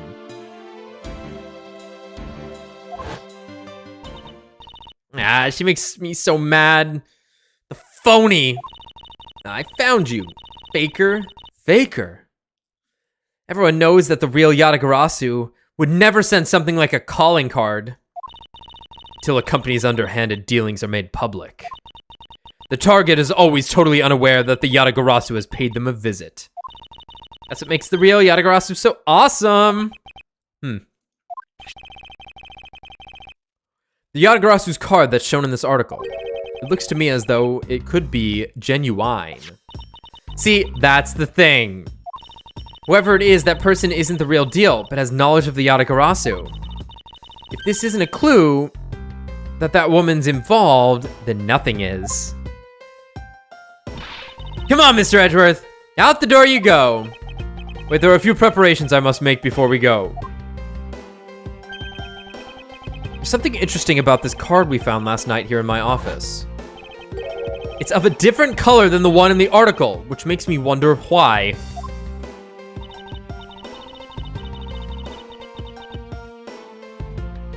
What's up? Any reason why you're boring a hole through the newspaper with your eyes? No. No reason at all. Very well, seeing as how Miss Yu is also someone of a special nature to me. I agree there is some merit to be found in investigating this. I knew you'd come around.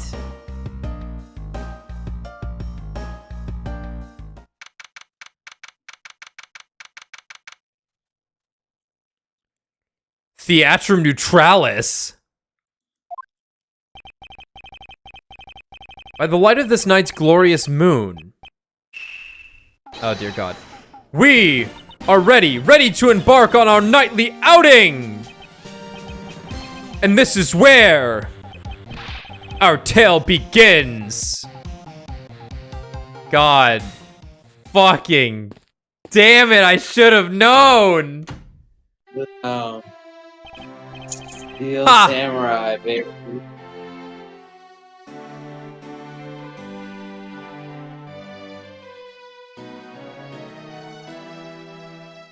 Fuck! What a coincidence! Who would have thought that a Steel Samurai stage show would ever be held at such an elegant theater inside a foreign embassy? Oh my god. Oh my god, what? Yeah! The climax is really awesome! Steel Samurai, sushi slice! I got chills down my spine when he pulled that move out. I suppose it really is more impactful to watch a show in person than on television. I have to say though, this embassy is set up kind of funny. I mean, they have two countries sharing the same building. Well, as you said yourself, this place and the countries it houses are very special. Even this theater is special in that it is a neutral zone shared by the two countries? What? Like, what? What?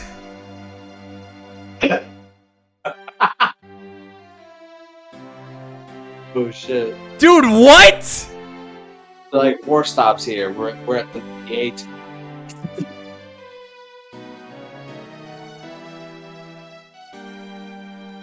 Dude, like, a country.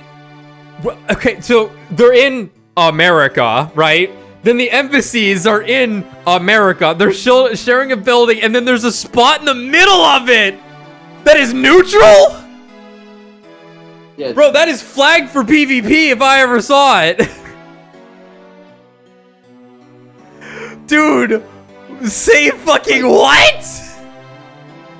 I would.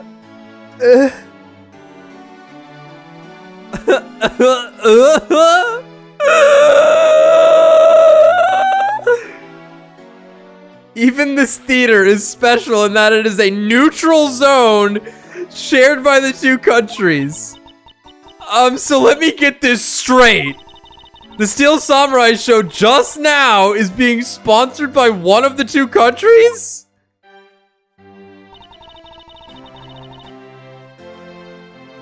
Okay, Alabast. The one that's called the Kingdom of Alabast, right? Yes, it would appear that Steel Samurai is very popular in that country as well. Seems that way, but you know who I'm really into? The Jammin' Ninja. The Republic of Babal is sponsoring a Jammin' Ninja stage show. Oh no. Oh no. Oh. Oh no. Oh no. Oh. Oh no. Not again.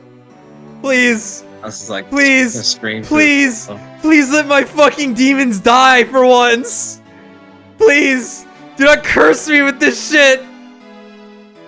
Swear to God, if the pant legs are brought up, I'm gonna gouge one of my eyes out and eat it. No, they're like, you know that fan favorite? Fan favorite? The Steel Samurai? And every. The Republic of Babal is sponsoring a Jammin' Ninja stage show. If you remember, the final case of Justice for All, was that the Steel Samurai killed the Jammin' Ninja. Like the actors. It's like, god damn it. Oh. That's something for fangirls like me. We've totally got to see that too, Mr. Edgeworth. The Jammin' Ninja show is gonna kick the Steel Samurai show's rear end. You know, ever since I first met this girl, I've always had this inkling, that what she really wants to be is not a thief, but rather a ninja. Yeah. So anyway, about today's event, what's it called again? The Kingdom of Alabast versus the Republic of Babal Goodwill Jubilee. Oh dear. The small European countries of the Kingdom of Alabast and the Republic of Babal, these two countries used to be a single entity that was abundant with nature. And it was called the Principality of Codopia. Oh, this happened recently then. Oh. These flags are going to be critical, I imagine, with how much they're showing them. Is everything all right, Mr. Edgeworth? Yes, I'm all right. Moving on. After a period of civil unrest, the country split in two. Though signs of their past remain. For example, their flags preserve the flower and butterfly motifs to this day. Codopia, huh? The KG-8 incident, and what was referred to as the second KG-8 incident, in which an embassy staff member was murdered. Both of these cases were related to the Principality of Codopia. In the 7 years that have passed, the country may have split into two. However, the Yatagarasu still sent a calling card here. What could it all mean?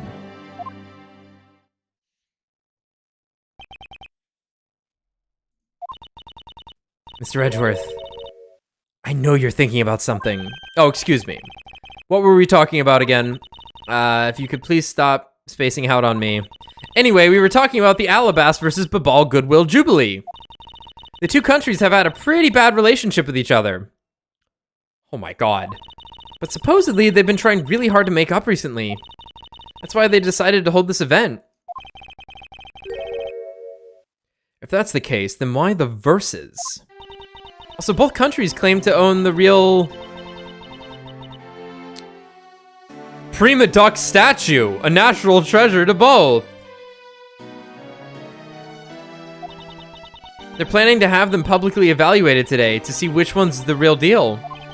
Okay, need I remind you to take care and not succumb to your thieving desires? Well, when it comes to treasure, I can't help myself, you know that. Ugh. She had better be saying that in jest. Hey, I can read your body language, you know, and you've got it all wrong. Look, I'm here to do some investigating. Investigating! Look at the name of the game, dumbass, I tell you! I know. My name's there as well.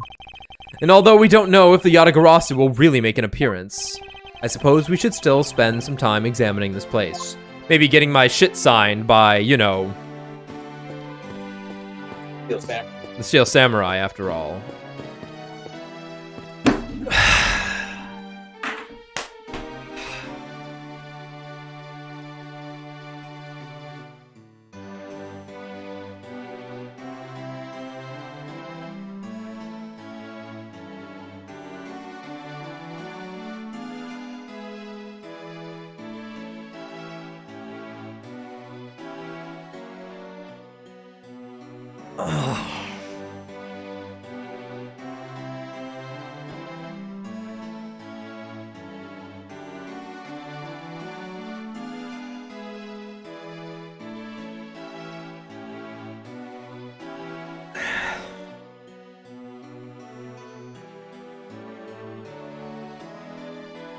I should have known. I should have fucking known! God! Fucking damn it! I got too lax. Every frame of this game, I should have been prepared for her!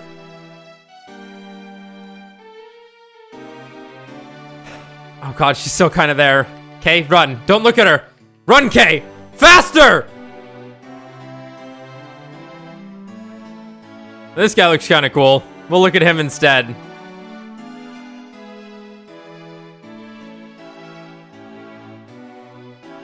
Like Ragna of the Blood Edge. Oh yeah, a little bit. It's more like Jin's outfit, but with Ragna's colors. Archer.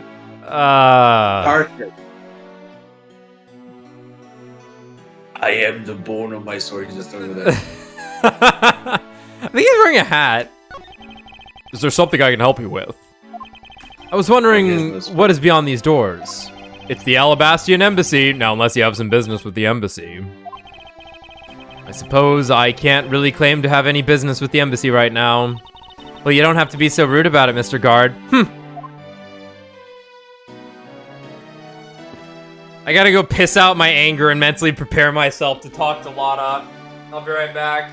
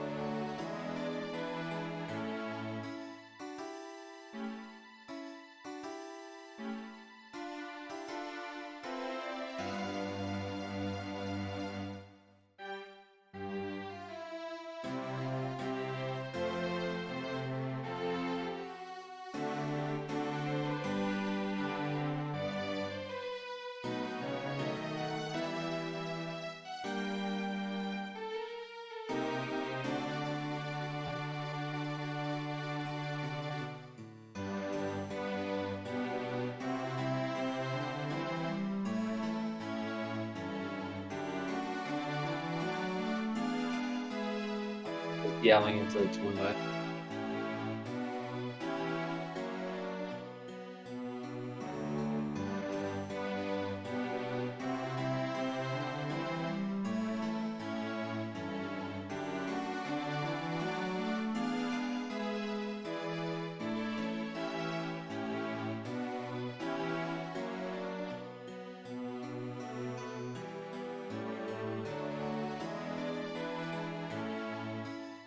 Still there?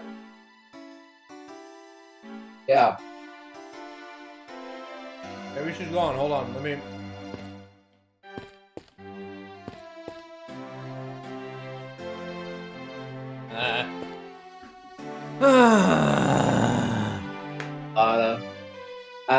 I thought it might have been the old lady. She was in the third case. Oh. Yeah. And then Emma was there for like a minute. It was really weird. I'm curious if Emma's gonna show back up in this case. Though there's actually one character I'm curious if they're gonna be like the main focus of this case or not. Because I've seen him in a lot of art and I don't know if he's in this game or the next game.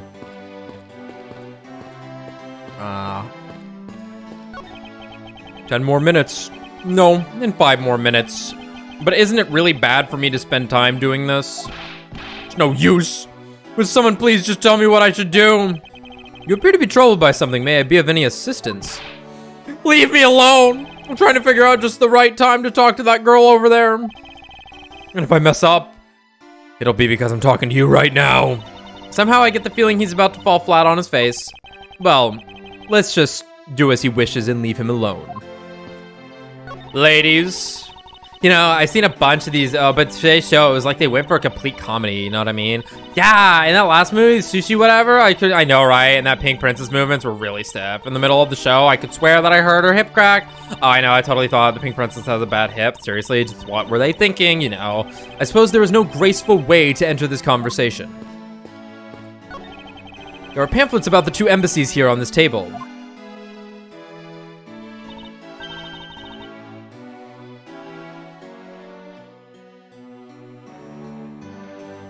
You enter through the theater to get to the embassies? Is that what I'm looking at here?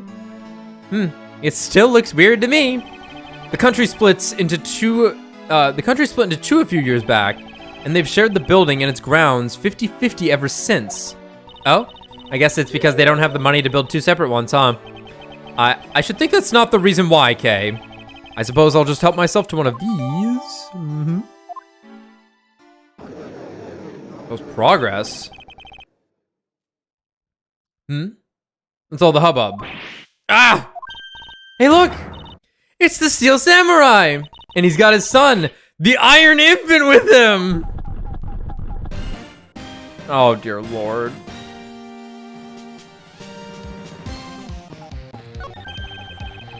This is the perfect angle. Go, my image, travel across the wave world and into every TV set up around the globe. A more honest approach to appearing on TV might serve your ambition better. And we're here, reporting live from the theater, the Theatrum Neutralis. As you can see, tonight's audience is full of enthusiasm. Let's see what this member of the audience has to say. Okay, that was good. Let's do one more run through. Excuse me, but when you are ready to film for real, would you mind giving me a call? I sense that she didn't hear a single word I just said. Okay, that's good. All right, now give me a dramatic slam right there. Hey, stop, do you mind get out of the way, buddy? Okay, once more. In 3, 2, 1, action! Okay, was that my fault just now? Well, he's obviously working. I guess we should leave him alone. Is there something I can help you with? I was wondering what is beyond these doors. The Babali's embassy is just beyond these doors, sir. You have some business with the embassy? Do you require immediate access? No, that's quite all right. Are you sure, sir? Anyone and everyone is always welcome in the Republic of Babal. Well then, since we're here, an embassy isn't some sort of theme park, Kay. You're such a buzzkill.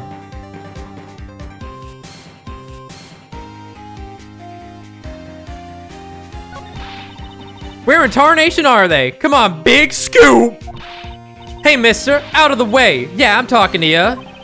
I seem to remember this woman from somewhere. Yet my instincts are directing me not to engage in conversation with her. Mark.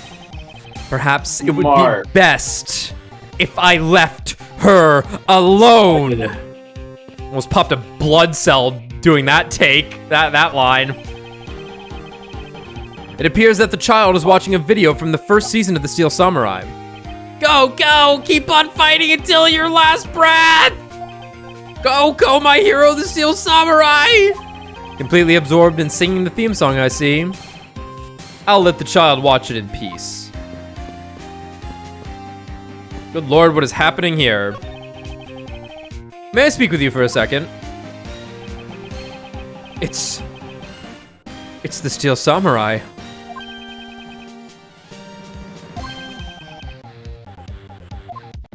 Mr. Edgeworth, what are you glaring at him for? Please excuse me. It's just that I've never seen a superhero up close before. I say, It looks like he's written something down for you. To Edgeworth from Steel Samurai. From Steel Samurai Daddy, married man of Neo Old to... It's fucking Larry, isn't it? Right. Daddy? Dude, it's gonna be Larry in there! Dude, Oh, it's totally gonna be Larry! Oh, thank God it was Larry. Wow, an autograph! Pretty cool that you got one, huh, Mr. Edgeworth? How do you know my name?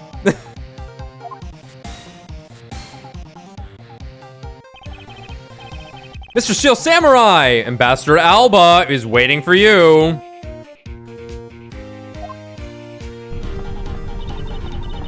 And now the Steel Samurai will proceed to enter the kingdom of Alabest to shake the hand of the ambassador. The Steel Samurai isn't only here for the two countries tonight, but rather can be thought of as a goodwill ambassador from our own country as well. There he goes. Off to spread goodwill to the world. He really does seem like a goodwill ambassador, doesn't he? Okay, we're shooting the next segment now. Cue camera. In just a few seconds, the Jammin' Ninja stage show is set to begin. After the show, the Jammin' Ninja will enter the Republic of Babal. He is set to meet with the ambassador of Babal at that time. The Jammin' Ninja show is about to start. We've got to get more this. Regrettably, I don't have much of an interest in ninjas. Well, this show will change your mind. Come on, we have to hurry. We gotta watch someone die on stage, don't you know?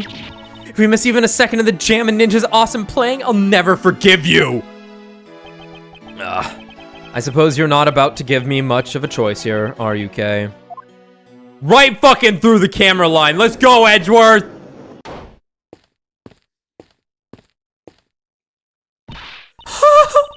I can listen to that A Ninja Marked for Death's lullaby song all day. His superb playing and that sad melody really brought a tear to my eye. His heart-wrenching voice. Now that's the Jammin' Ninja's greatest weapon. Damn, that shit was Kino. Those pieces of Jammin' merchandise, Ninja merchandise over there. I'm gonna buy it. I especially want the hair sticks they're selling exclusively at these shows that could be used as murder weapons.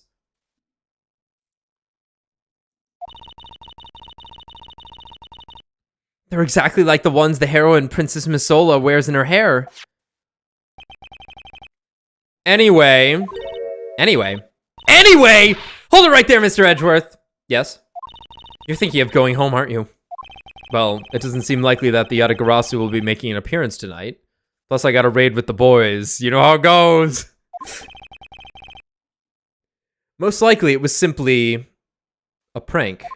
Oh, no way. I just know the Yatagarasu will show. But I thought you said that the Yatagarasu doesn't send calling cards. Yeah, I did, but I figured from the very beginning that this would wind up being a wild goose chase. But that card she sent was a genuine fake calling card. A genuine fake. Well, How can I word this? Why is she crying? The Yatagarasu's mark that's on the calling card is exactly the same as my mark. Get it now? We've got a problem.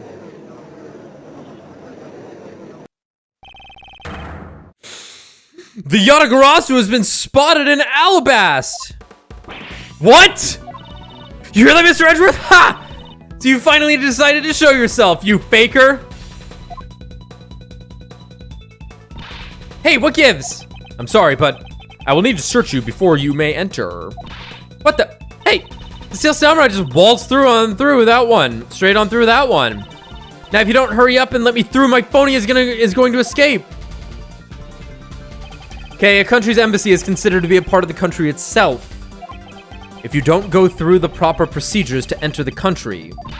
Mr. Edgeworth! I'm going to enter through Babal and climb over the wall into Alabast. Hey, no, don't do that. You would tell a prosecutor straight out that you intend to illegally enter another... Kay, are you listening to me? Oh, fuck. Kay Faraday, and I'm coming through. Yes, and welcome! Someone stop her, anyone!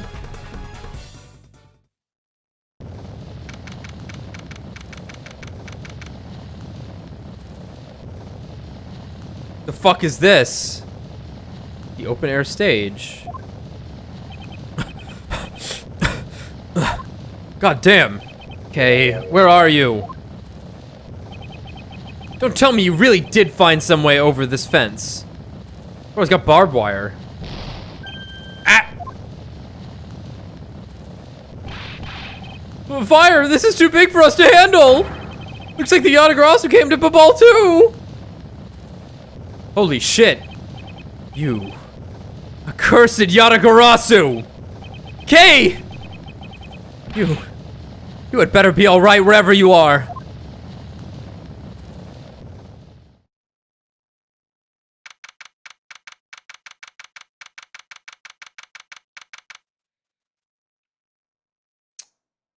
Whoa.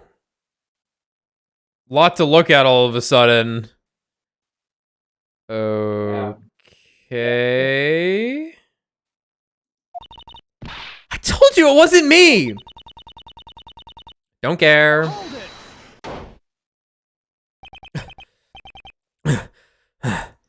Fuck. Hey, are you alright? Do I look alright to you? Now can you do something about this woman? Mr. Edgeworth. Detective Gumshoe, what is the meaning of this? Well, sir, it's, this. Oh, Kochin's actually dead now.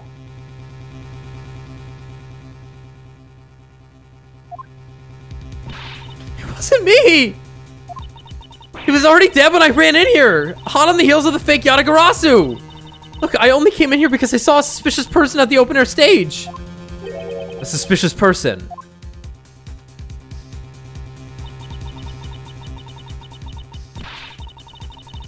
Long black coat and a hood over their head. I dare you to tell me that's not suspicious. When I saw that person, I immediately thought that they must be the fake Yatagarasu. So I chased after them into the embassy, then into here, and then lost sight of them. But I just know that person is the one who did it. What are you so worked up over? There is no reason for you to be this loud. Correct me if I'm wrong, but you're Agent Lang's secretary who hasn't had any presence in this game, right? Sheena. I believe her name is correct. And if you're making an arrest, I assume you have evidence that it was Kay who committed the crime. Is that also correct? No, we just arrest people. Don't you remember what Lang told you? You refuse to answer. You gotta take the glasses off, yeah.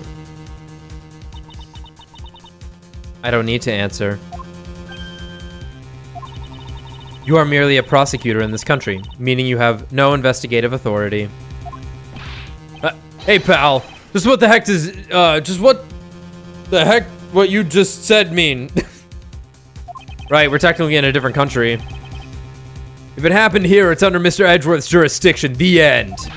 And seeing as how this building is sitting on our soil, we can investigate wherever we'd like. Unfortunately, Detective, embassies are a different matter. Huh? This office is considered to be a part of the Republic of Babal, which means that anything that happens in here defaults to the control of the Babalis. Babalis nuts government and Babalis law. Giving them exclusive extraterritorial rights. Extraterrestrial rights? Sir, do you really believe that the truth is out there? Basically, our country's laws do not apply inside the embassy of another country. That's what was agreed to by our respective governments. Our authority to investigate was effectively nullified the second we entered this place, which means we can do little here in this situation. No way, sir. Please leave this matter in Interpol's hands and go home.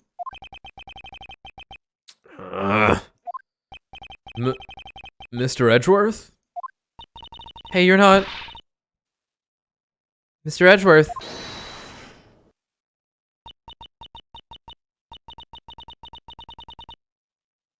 In that case, allow me to join your investigation. Okay.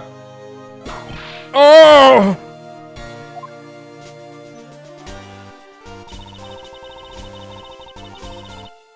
Ambassador Palano.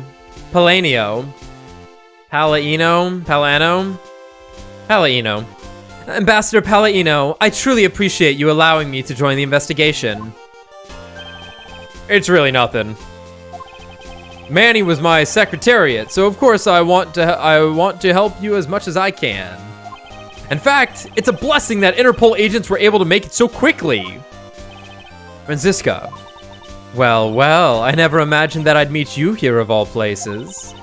This is an embassy, meaning that you have no authority to conduct. Already, what is it? Ambassador Palano. And you are? I'm Miles Edgeworth, public prosecutor. I ask that you please allow me to investigate this case as Miss Von Karma's assistant. Assistant? Miles! What the heck do you think you're... Please, I implore you, Ambassador Palano. Oh, okay, that's fine. Go for it. What did you mean by you'll be Miss Von Karma's assistant? I don't exactly have a choice, do I, Detective? If I don't become Franziska's assistant, I can't participate in this investigation. There you go again. Running at the mouth with that aloof expression on your face. Franziska, please. I don't know what you're planning quite yet. But at least I do know one thing. That you are now my subordinate.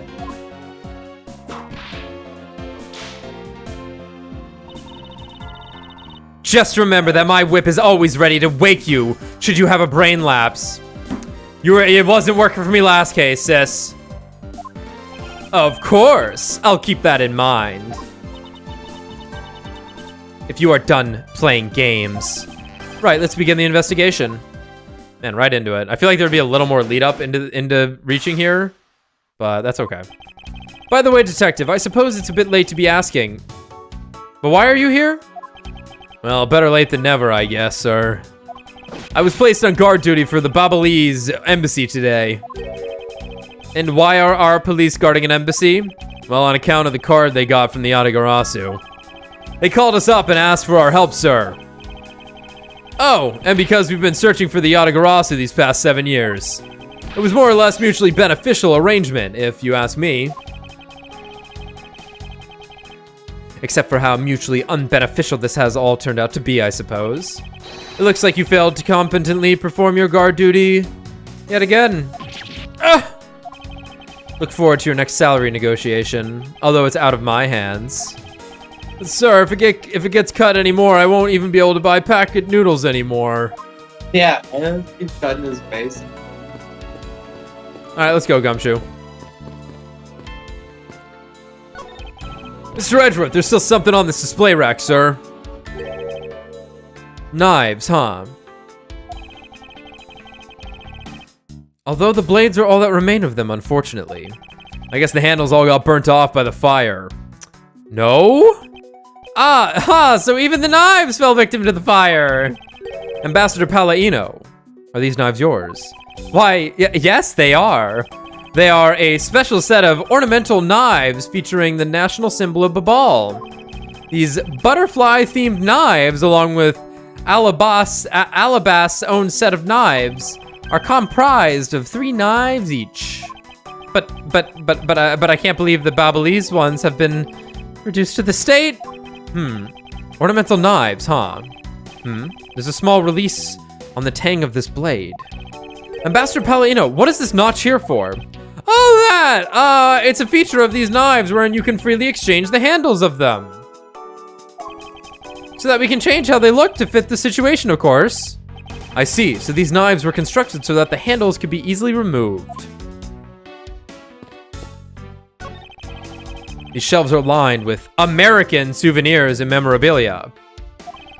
It's really strange, isn't it? I mean, I thought this was the Babalese embassy. So, why are there so many American souvenirs, sir? Perhaps the Babalese are studying American culture and our tourism industry. If they have plans to make the Babalese tourism industry truly flourish, then they would need to observe and study other countries' methods, I suppose. Speaking of tourism, I got these from the blonde guy earlier, sir. He said if I bring these with me to Babal, I could trade them in for a few buffets. Oh? So how do you expect to travel to Babal? Well, the whole world is connected by the ocean, sir. And if for all you can eat buffet, I'd swim all the way to Babal if I have to. There would be no water left in the ocean with how much you would displace. Can a few shrimple coupons really motivate people to do such fantastic things?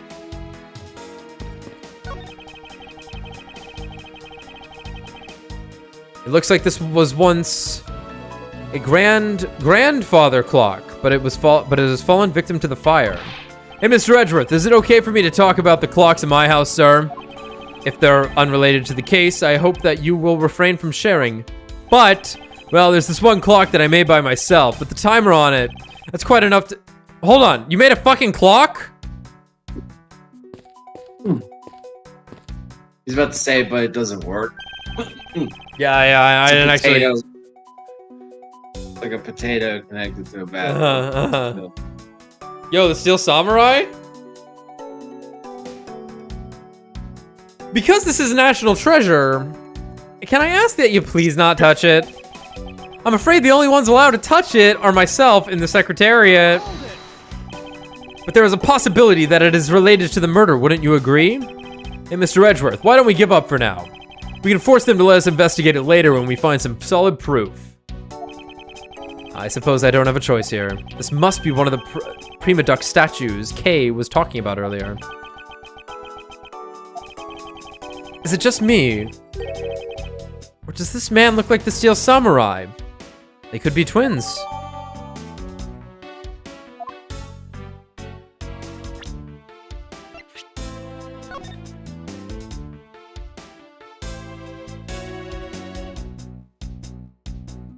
Ew.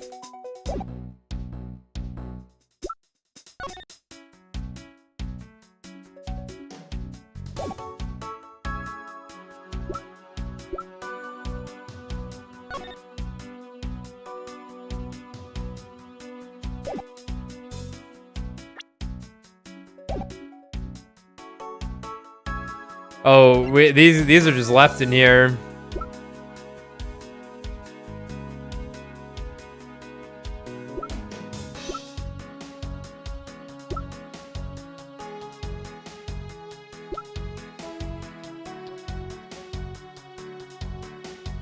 Ambassador of Babal who will do absolutely anything for his country's tourism industry.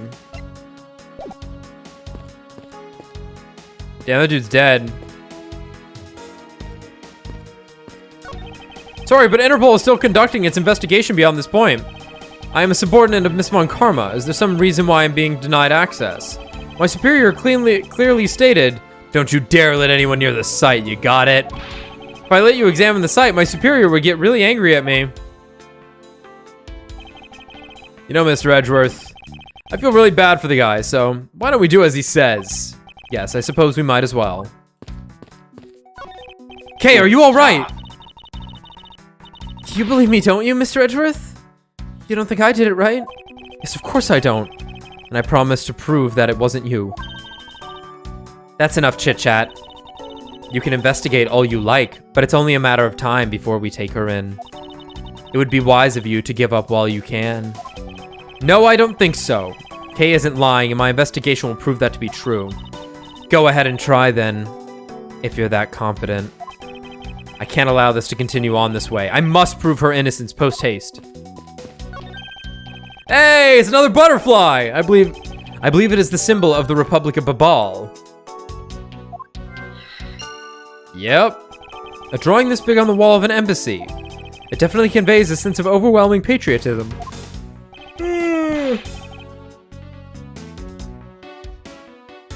Well, I've got a lot of patriotism too, sir.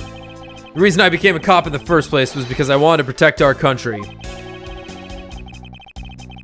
Ouch. You may want to, Detective. However, I have yet to see the fruits of your desire. You don't have to be so blunt about it, sir. Let's talk to Franny. Hey, sis. Miles Edgeworth. God damn. What is it? Let me tell you something. You are currently my subordinate. Oh, gee. And if you wish to convince everyone else of that, you will. Speak to me with respect. What's with the giddy glint in her eyes? I don't think that will really be necessary, Franziska. Oh, really? Well, it doesn't matter. It doesn't change the fact that you still are under me. I thought Franziska was flying around the world in pursuit of the smuggling case. So then, why is she here at this embassy? Like I was gonna miss the Jamming Ninja show. Hey, check this shit out, sis. Miss Von Karma, what do you think of this piece of evidence? Well, since you asked so nicely as my subordinate, I'll answer you. However, as your superior, I also must make sure you subordinates grow on the job. Therefore, please gather your own thoughts together first, and then try presenting again. A simple, I don't have any thoughts about that would have sufficed.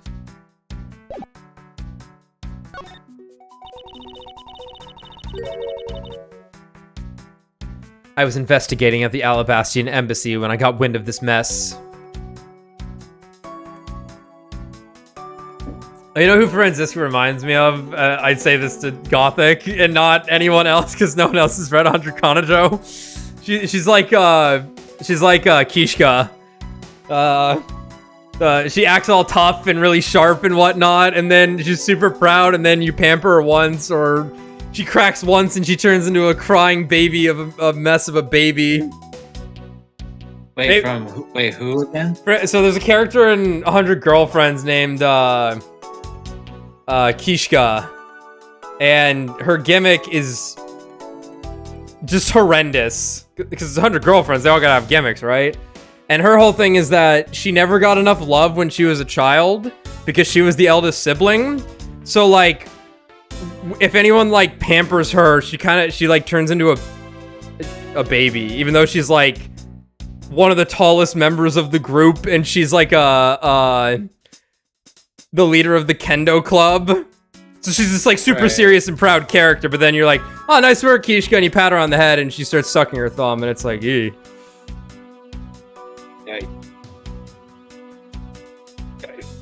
I love Kishka. I love them all. I was investigating at the Alabastian embassy when I got wind of this mess. Ah, that's right. The Yatagarasu was due to appear at that embassy as well. Yes, but the difference is that we didn't have a fire over there. Although there was an incident at the Alabastian embassy as well. But I left Agent Lang in charge of that case and came over to the Babali's embassy. Ah, so Agent Lang is here as well, huh? Yeah, my point here is Franziska's yelling daddy. She's not doming you. Sorry. Yeah, it's like... Yeah, sorry. I see you. Shatter the... However, as many would say, but that's the best part. In the industry, we call that gap moe.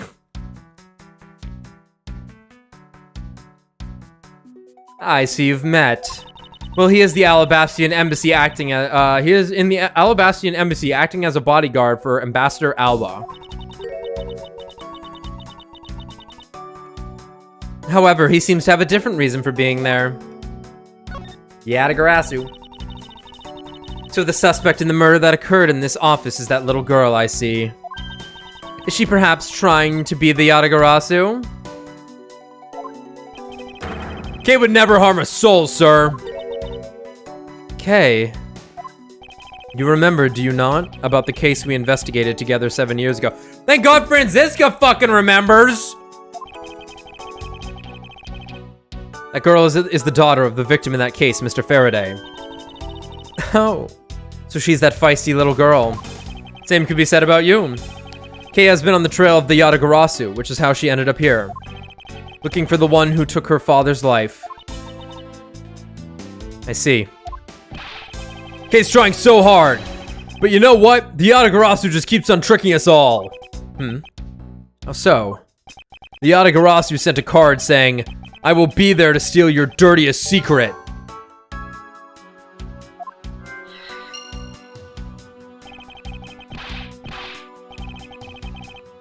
But all we've had is an arson and a murder. The lab boys are going in circles. You know what this is, sirs? It's a breach of contract. And it's going on the rap sheet. If you ask me, I'm perfectly fine with the fact that nothing was stolen tonight. I do wonder, though, if Callisto Yu really is the Yatagarasu. Franziska. Hey, sis, move. Let's go with the body first. Maybe the safe? We got a safe. A small personal safe. This was Mr. Kochin's office. So perhaps he stored his most important documents in here. Of course it's locked. It appears we won't be able to open it without the key.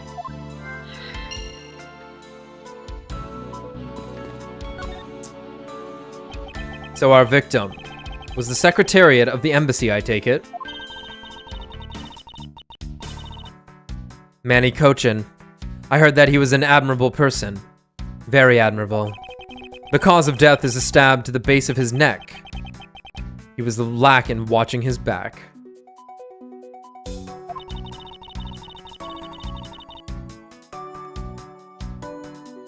We were fortunate that the fire missed our victim's body for the most part. If the fire had burned a bit longer, it would have made identifying him a hassle. So Mr. Kochin was stabbed to death in the middle of a raging fire. What in the world happened inside this room?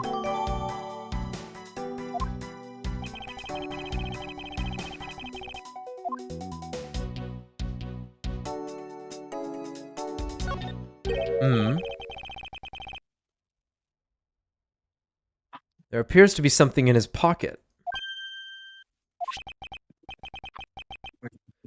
The key was just in the small pocket. I am never not going to make that joke when the opportunity arises. This key. It can't be. Isn't this the Yatagarasu's key that was stolen 7 years ago? What? But that's... 7 years ago... You mean that case where I was framed, sir? Yes, it's the piece of evidence that stole the life of Kay's father 7 years ago. Eddie! Which was then stolen by Callisto Yu. What? What? Mr. Faraday was killed with this key, sir. I thought he was killed with a knife. Oh! Scruffy! At the very least, try to remember the details of crimes you were a suspect in. Franziska, as you will recall, Detective Gumshoe was not present when Miss Yu made her escape. Plus, even among law enforcement, only a few knew of this key's existence. I doubt that a new rookie at the time would have been made privy to such knowledge. Oh, I feel like the victim right now. All trampled on, sir. I suppose I'll just have to fill you in now. The secret to this key is...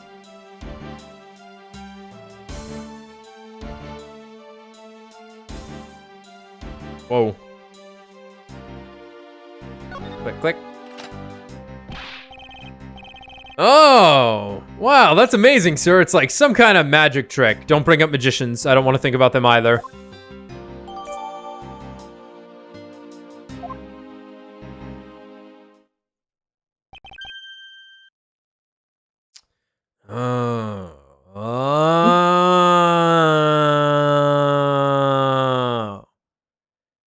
I knew it. This is the same exact piece of evidence that Miss Yu took with her. I remember this beautiful pattern in the blade. I remember this as well. It's a vine motif, isn't it? Yes, it looks like two interwoven vines crisscrossing down the blade. Vines? Sirs? Looks like a bunch of stars, if you ask me.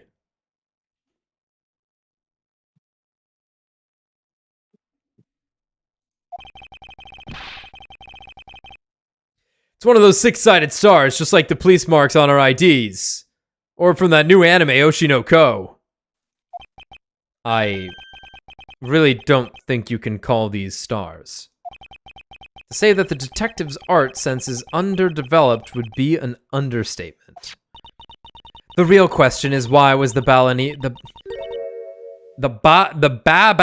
Let me just burn this into my head real quick. Babalese. Baba Booey. Babalese. Why were the Baba Booies? Babalese. I would keep wanting to say like Babalanese or something. The Babalese Embassy Secretariat holding this. Yeah, it is like the TF2 spy's knife. It's kind of like a butterfly knife, but it's not as loose, but it's the same idea. While we don't know how Mr. Kochin came to possess this key, we do know that this was stolen by the Yatagarasu from the Kodopian embassy. Kodopian. That's right. Mr. Faraday had written that fact down in his organizer. I believe this means that further research is required into the country of Kodopia. Why don't you ask Ambassador Palladino about what he knows? Supposedly, he was a candidate to be the next Kodopian ambassador once long ago. You should be able to answer any specific questions you may have. Knife. Cool knife!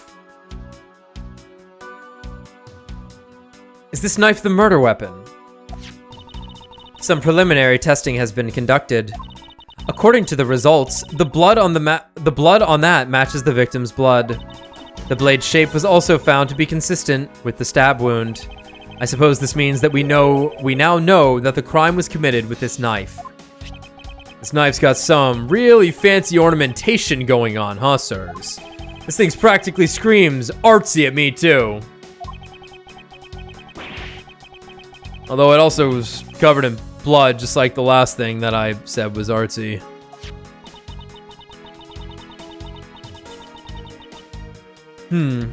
But the handle is pristine. There's not a single drop of blood on it. Speaking of the handle, I believe it has a butterfly motif. It's very beautiful. More knives! Dual wield! He appears to be dead. It's a knife wound. It's obvious what he was killed with, but I wonder if it's consistent with the wound. Indeed. Knee. This man. Where do I know him from? Edgeworth, come on, dude!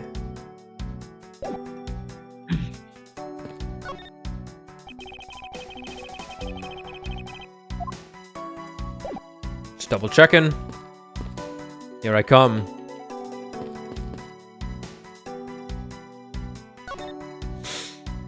I can't believe that Manny fell among thieves tonight. No, without him, I have no idea what my schedule for tonight is. You seem rather, unperturbed by the fact that he's dead. Ambassador Palladino, I believe your schedule tonight will consist of listening to reports from the police. That, and only that, I ask you to cooperate only for your own, not only for your own sake, but for Mr. Cochin's as well. You're a rather strong man, aren't you? How fascinating! Here, I know it isn't much, but I'd like you to have these. I'm sorry, but it would be against my principles to accept a bribe. Oh, no. These are simply coupons we distribute to promote Babal. Remember, we offer a large number of discounts and offers when you visit lovely Babal. Yes. Now I remember. The Republic of Babal is known for its feverish tourism industry. It reminds me, weren't there 2 countries in Europe that, like, recently merged?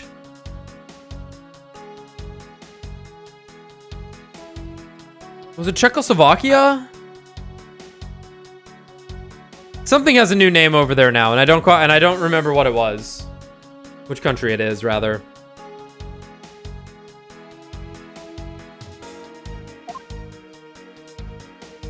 Yo, check this out. Oh, is that a prosecutor's badge? That's a very cool design. Ah, I know! We should start selling items like this as souvenirs in Babal. The tourists will absolutely go nuts over them. Please don't compare a proud symbol of my profession to a cheap souvenir.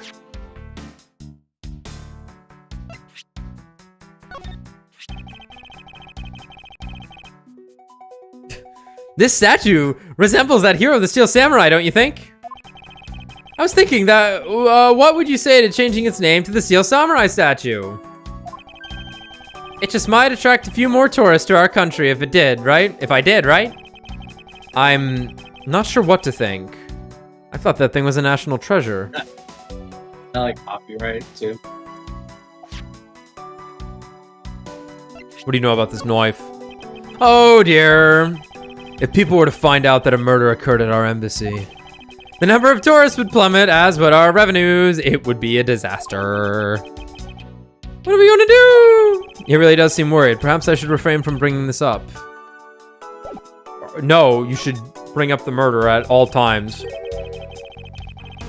I was wondering if you might be able to tell me a bit about the deceased, Manny Cochin. He was my secretary in the embassy's secretariat, charged with running this whole place. He was an admirable man. His death is a great loss to our country. He was in charge of everything. Accounting, printing, taking care of our national treasures. I'm sorry, but did you say printing? Our country's primary source of revenue is our tourism industry. So in order for us to print the necessary pamphlets, flyers, coupons, etc., we have a printing press here at our embassy. I see. Please excuse my forwardness. However, I feel I should mention that I have the distinct impression that I've met him before. Oh, yes! Since you are of the legal profession, I suppose you just might have. After all, Manny was involved in the KG8 incident. The KG8 incident! The defendant who was found innocent in that case was Manny.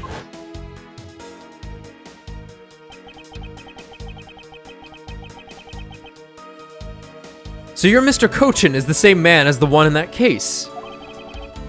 It's been 10 years. Manny recovered personally from that case and dove enthusiastically into this job. He was one who planned this event and was to oversee this embassy's renovations. It really is a shame. He had such a bright future ahead of him. Renovations. What exactly did you mean earlier by renovations? We can't have tourists and visitors to our embassy think we're a poor nation, can we? So, renovating the embassy is something of an investment. We may have a rather paltry budget, but we're trying our best to make do. However, I guess the only person who could have helped us do our best is now no longer with us. Ambassador Palladino, I was wondering if I may ask you about Codopia. Codopia, all right. What would you like to talk about? First, I'd like to ask about this key. What about this key? I found it sticking out of Mr. Cochin's pocket. I believe it originally belonged to this embassy. Is that correct? Upon closer inspection, it seems that this key is shaped like a butterfly. Oh, it's a butterfly knife. With the butterfly symbol. Oh. Oh. That's not all about this key. It's also capable of changing into a knife! Oh! How fascinating! Is it possible that the ambassador didn't know about the existence of this key? In its knife form, there's a flower mark at the base of the blade.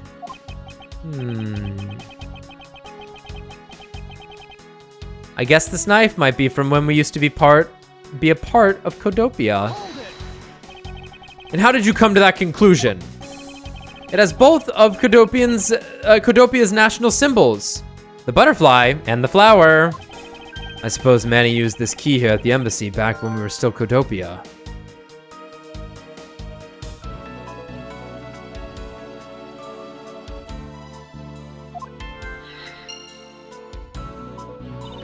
Ambassador Palladino, this key was stolen from the Codopian embassy 7 years ago by Callisto Yu, otherwise known as the Great Thief Yatagarasu.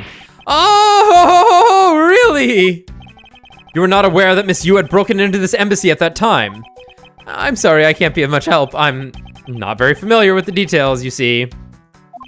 I only became the ambassador after Babal became its own independent nation. But if Manny were still alive, he would probably know about what happened back then. Well, I guess we should channel the dead. I know someone who can do that. Mr. Kochin and Miss Yu knew each other 7 years ago.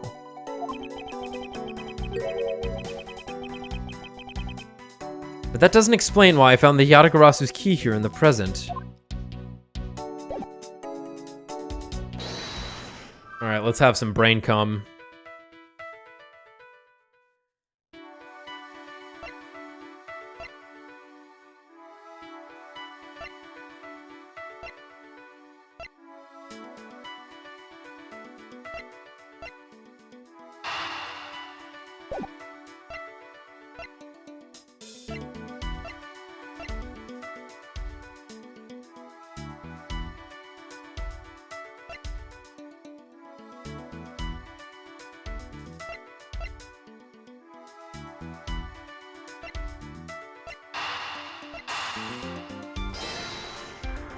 Seems like a likely match. Yep.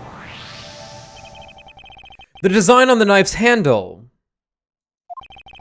It greatly resembles the special Babalese species of butterfly. It does, doesn't it? Plus it says right here, this knife is property of the Republic of Babal. Perhaps this means that the knife used in the crime was found right in this room.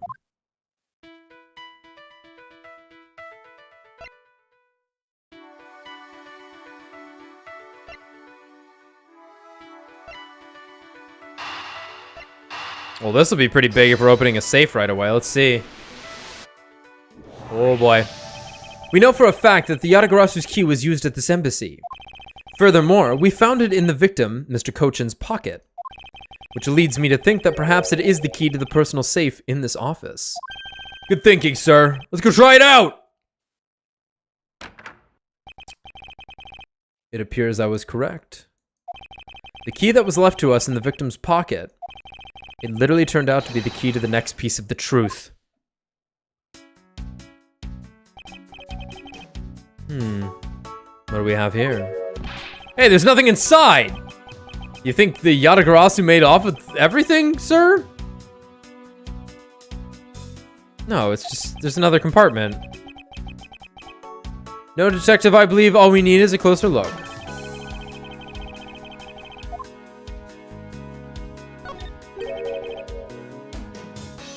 What is this here?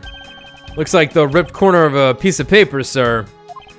No, I don't think it's ripped. It seems more to me like it's stuck in the safe. Hey, you're right. It won't budge an inch, not even when I tug on it. I don't think I've ever seen paper stuck on the inside of a safe before. Detective, I think you have it backwards. It's not the paper that's strange. It's the safe. What do you mean? What I mean is that the secret to the safe is that it has 2 compartments. Even just eyeballing it, you can see that inside is a bit too shallow. Furthermore, with the unnatural way the paper is stuck at the back of the safe, I'd say that there is an extra bit of space between the back wall of this safe. In other words, this safe has a second compartment.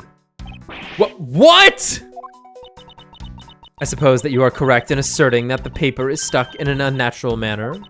However, if what you say is correct and there is a second compartment, how do we go about opening the door to it then? As you can see, there is no other lock or keyhole in sight.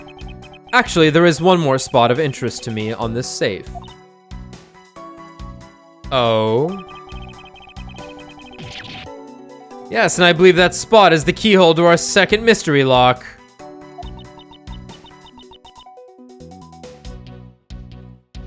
The safe and its locks. Alright, then since you are so sure of yourself, show me how you deduced your answer.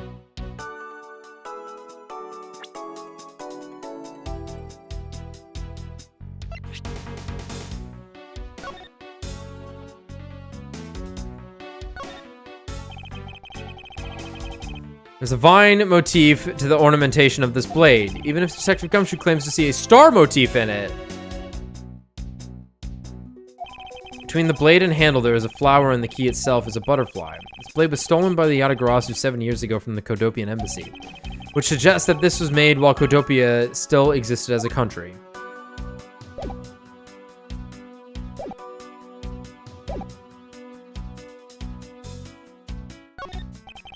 Hey, there's a hole here, sir. Yeah, that's where the knife goes. It's a little too oddly shaped for a latch hole. That's a funny shape for a latch hole, huh? Shaped kinda like a star, don't you think? Detective, I would hardly call that shape a star. There must be some reason for this hole. Well, there's gotta be some reason why this hole's shaped so weirdly, you know. Am I overthinking this? No, I don't think so. Maybe I'm overthinking things. Nah, there's no way I could ever do that. Ho-ho. Detective Gumshoe, could you please be quiet for a second? You're frightening me.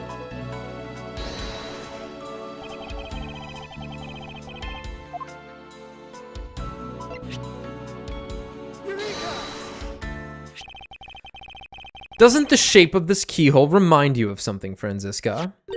The shape? It doesn't look very familiar. However, I believe it's simply a latch hole for this, the safe's lock mechanism. It's just for keeping the door shut. Nothing more. Hold it. Well, watch as I shove this fucking knife in there. Check this shit out. Is that so? The person who used this safe, Mr. Cochin, made sure the safe had 2 compartments in order to hide something. Do you honestly think someone like that would allow the keyhole to the hidden half to look so obviously like a keyhole that even the average person could figure it out? You can't be serious. Are you saying that this hole is the keyhole to the hidden compartment of this safe? That's precisely what I'm saying. And I will prove to you right now that the Yatagarasu's key is the key that will open it. Objection. The Yatagarasu's key? Miles Edgeworth, this had better be a very bad joke. Sorry, but this is no joke. The Yatagarasu's key is the very key that will open the second compartment of this safe. We know that this key opens the first compartment of the safe, but the keyhole you're talking about is of an entirely different shape than that of the key.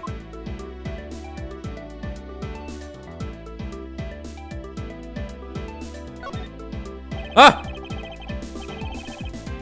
Let's go over this again, shall we? The Yatagarasu's key was originally made to open Mr. Cochin's safe in the Kodopian embassy.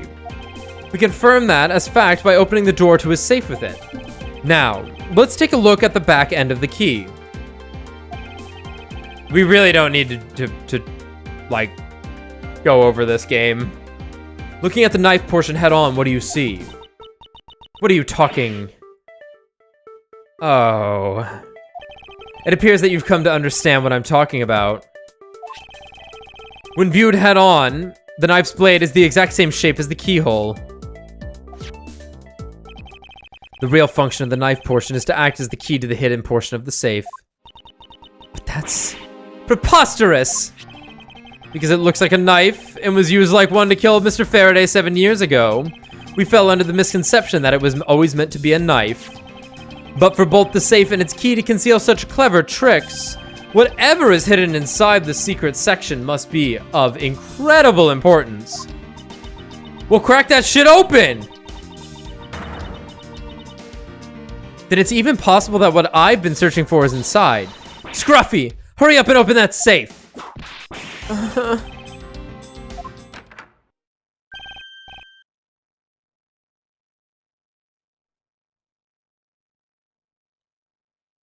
Okay. These items, they're... You're in the way! Now move, Scruffy! I didn't think I was in the way. These pieces of art... They're identical to the ones that have been stolen from various countries around the world! I figured as much. These are the treasures this section of the safe was to hide from view. I believe a more thorough examination is required. It was that shitty dragon stand from JoJo. These are pieces of stolen art from around the world.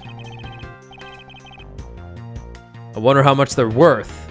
Especially this one. Eeh! Scruffy, don't you touch those valuable pieces of art with your filthy hands! Why do you have any idea what would happen if you were to break one of them? Is it me or did she just hit one of the pieces of art just now?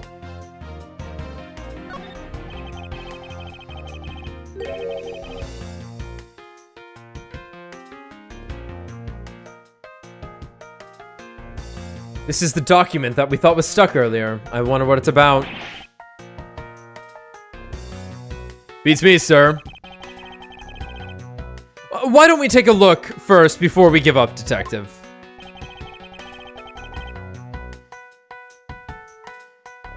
Mr. Cochin's name is written here on the last page. I wonder what the significance of this document is.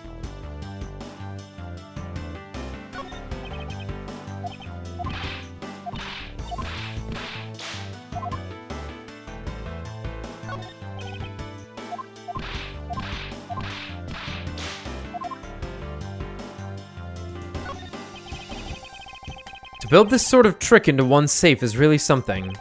Yeah, it's neat how this safe has 2 compartments, but what's really impressive is that at the other end of the key, was another key. I totally hadn't noticed.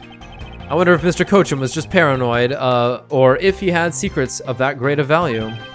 Speaking of paranoid, I once sharpened both ends of my pencil. But then when I went to erase something, I got all paranoid that I was gonna stab myself.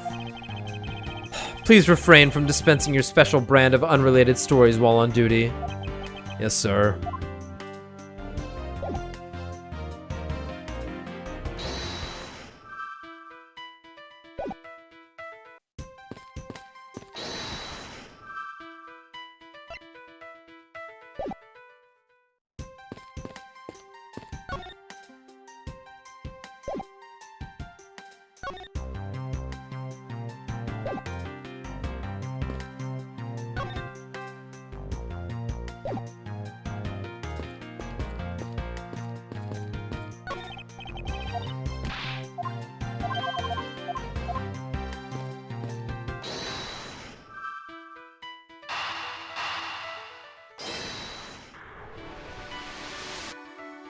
Okay.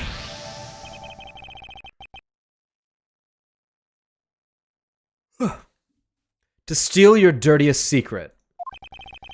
Is it possible that the dirty secret the Yatagarasi was out to steal is in this very room? Dirty secret? Franziska, you're in pursuit of some dirty, underhanded dealings yourself, are you not? Something tells me that this is of no coincidence. Something tells me that this is no coincidence. In that case, then the person I'm looking for is here in this Babali's embassy, huh? The head of the smuggling operation. I think I just might need to ask Franziska about her smuggling case in more depth.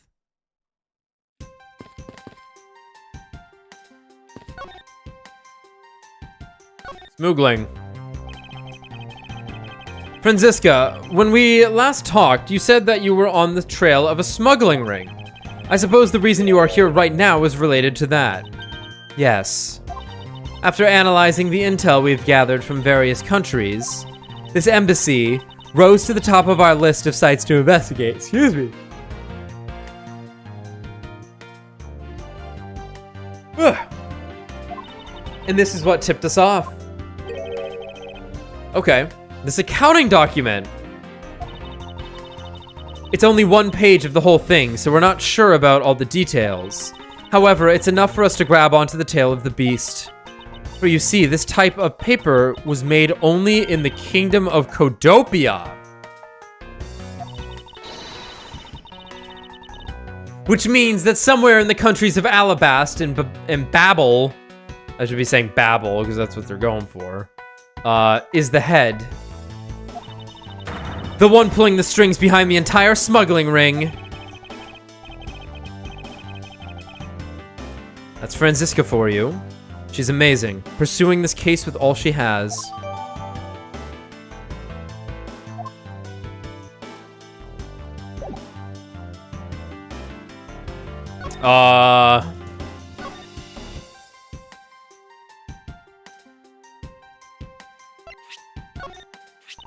Would you mind not pointing that in my direction? It's dangerous. And anyway, why are you showing it to me?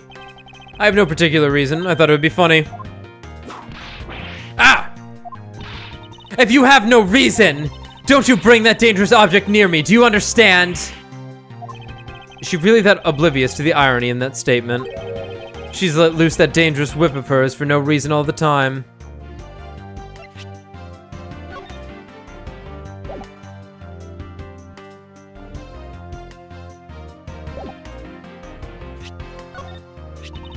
We were able to finally obtain this proof of the smuggling operation through Interpol, so remember to take extra care when handling it, my subordinate. She's enjoying the power trip of calling me her subordinate just a tad too much. Call her little sis, she'll melt.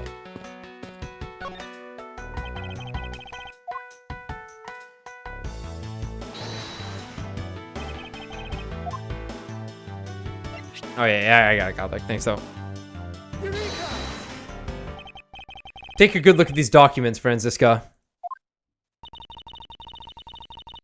It says that there are 3 pages in total, and yet there are only 2 here. Correct. Now take a look at the smuggling activity document in your possession. Tell me, is it not possible that your page was taken from this set of 3?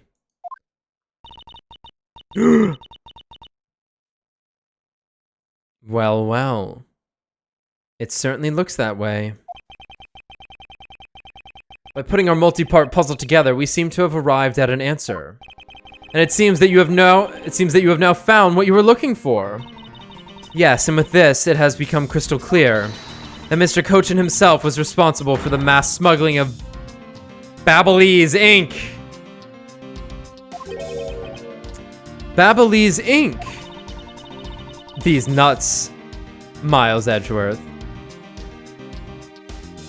Babelese ink is a special product of the Republic of Babal. However, due to a special reason, only a limited volume is ever exported. And that reason is, that's classified. It's on a need-to-know basis, and you don't need to know. In any case, it seems that the head of the smuggling ring was our victim, Mr. Manny Cochin. His base was in the embassy, thus, it was hard for both our country and his to interfere.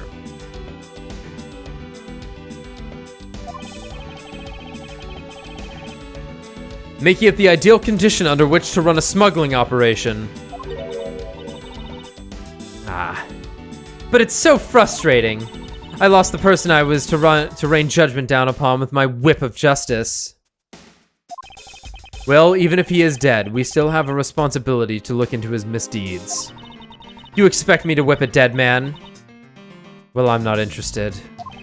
Franziska, you must know that Manny Cochin was the suspect in the KG-8 incident. Of course I know. On top of being the head of the smuggling ring, there is the matter of what really happened in that case that needs to be resolved.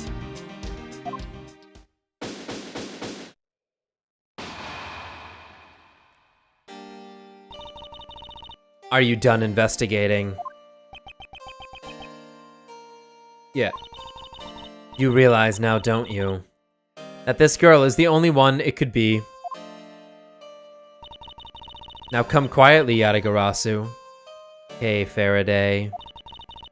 You are under arrest for the murder of Manny Cochin. Mr. Edgeworth. Please, you have to believe me. I didn't do it. I chased the fake Yatagarasu in here. And he was already... You have the right to remain silent. Anything you say can and will be used against you. I'd like to help you reduce the number of mistaken arrests Interpol makes. What is that supposed to mean? I believe I told you that Kay Faraday is not the culprit of this crime. Very well. I suppose I have no choice. I'll show you just how foolish your claims are. Do you want to voice one of them? No, I don't have the energy to voice now. Alright, But fair enough. Why arrest Kay? Let me go grab some more water real quick.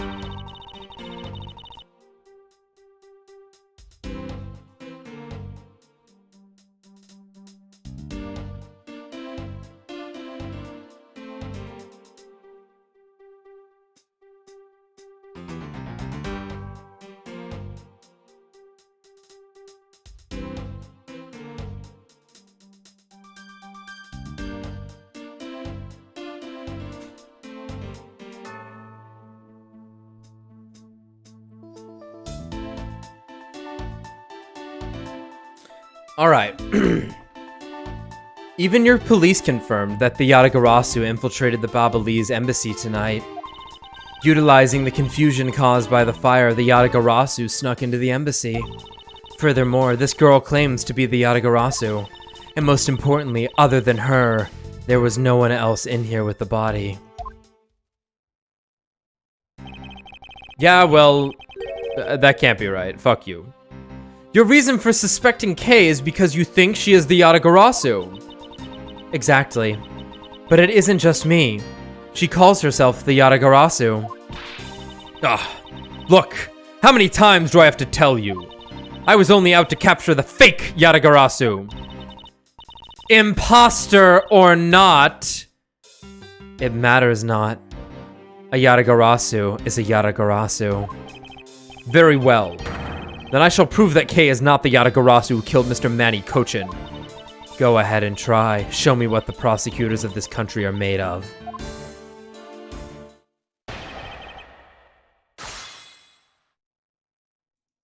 Why arrest Kay? Even your police confirmed that the Yatagarasu infiltrated the Babalese embassy tonight.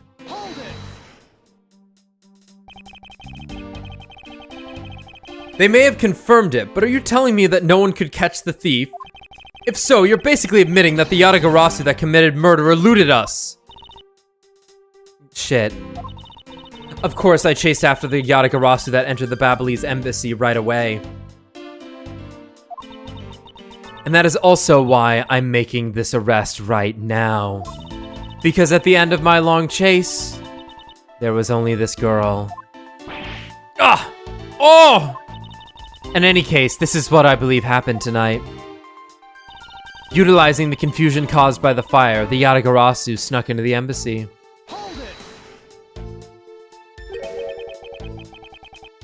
The confusion caused by the fire. Are you saying that the Yatagarasu was not the arsonist who started the fire? A suspicious person in a long coat was spotted in the area. Officers in the area claimed to have seen that person start the fire. It sounds like we have a phantom in our midst. Yeah. In a way, he could be considered a phantom with the way he randomly appears.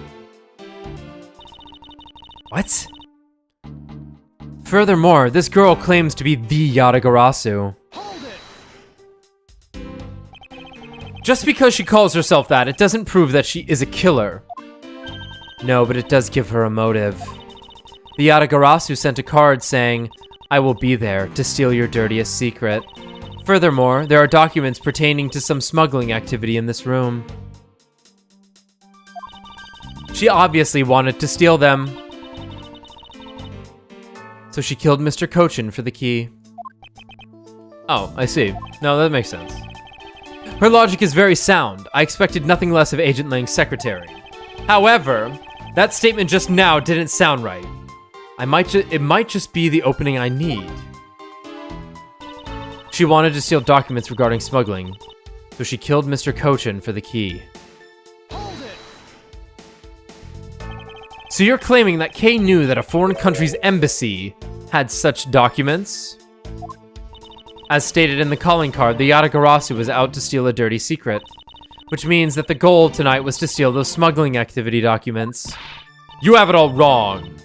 It was the fake that sent that card.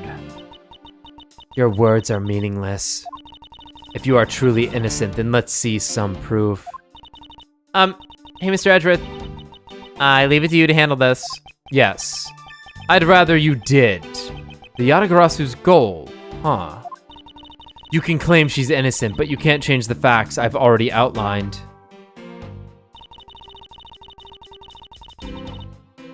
And more importantly, other than her, there was no one else in here with the body. I really don't think that being the first to discover the body makes her the killer by default. No, but if you saw the self-purported Yatagarasu standing in front of a body, wouldn't you get a little suspicious yourself? Oh, even so, I'd still listen to what that person had to say before I pass judgment. Huh. Are you talking about yourself in those times when you were under suspicion? I think the pain of being falsely accused is something you really should experience. I personally know that feeling really well, sir. And given my situation, I know exactly what it's like too. I'm fine with never experiencing it. Ever. Are you done with your little group conference? So Agent Shina suspects Kay of murder simply because Kay is the Yatagarasu. But if I can prove that the Yatagarasu's goal is not related to murder, then I may be able to begin to reason with her.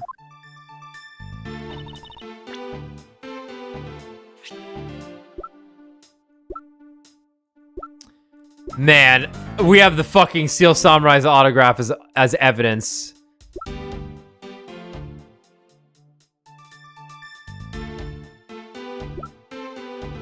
Also a Steel Samurai. Yeah.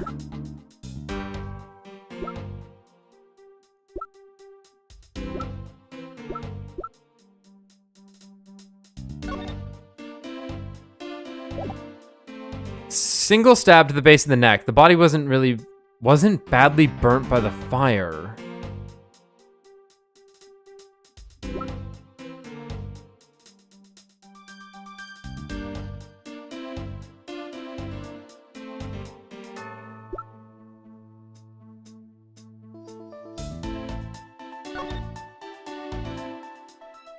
Cool knife.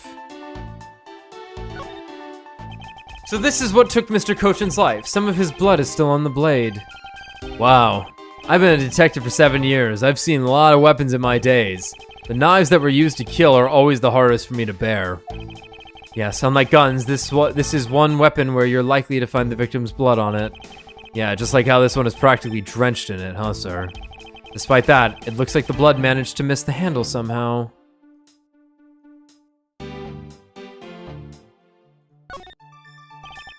There are a lot of skilled detailing on this handle. It would appear that the handle on this knife is removable. I guess so people can change them whenever they feel like it. Sounds like fun, sir. I don't think people would remove the handle just for fun, detective.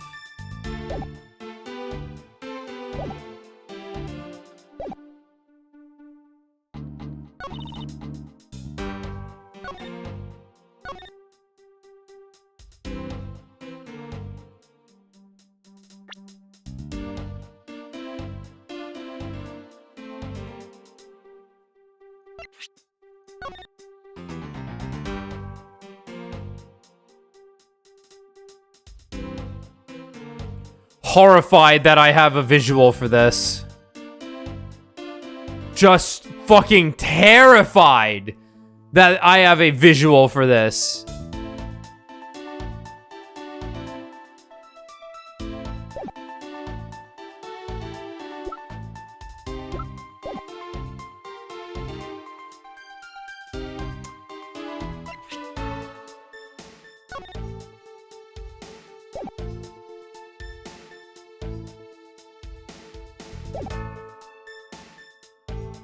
She wanted to steal documents regarding smuggling, so she killed Mr. Cochin for the key. And most importantly, other than her, there was no one else in here with the body.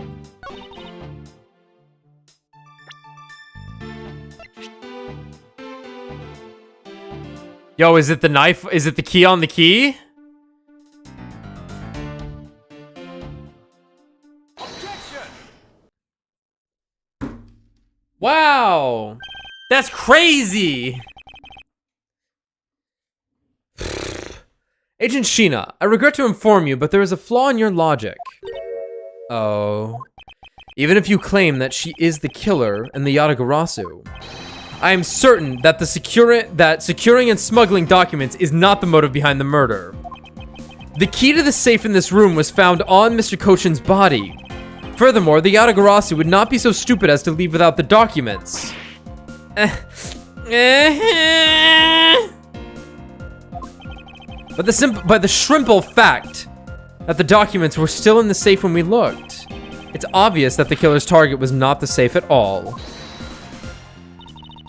Then perhaps she didn't know that Mr. Cochin had the key on him?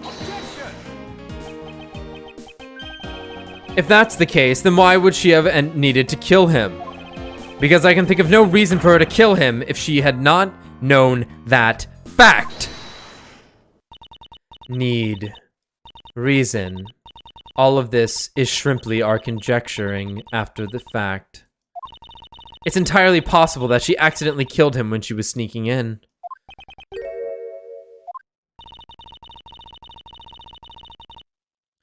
Perhaps she did not notice the safe second compartment before returning the key. Good point. But the fact still remains that Mr. Cochin was stabbed to death. Objection!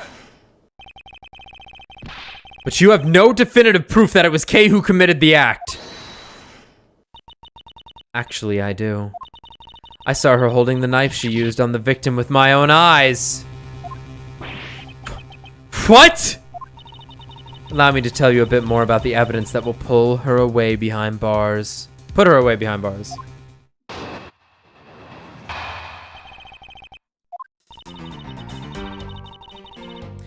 The knife wound on the body is consistent with the blade of the knife. The knife with the butterfly handle is the murder weapon which the killer was holding.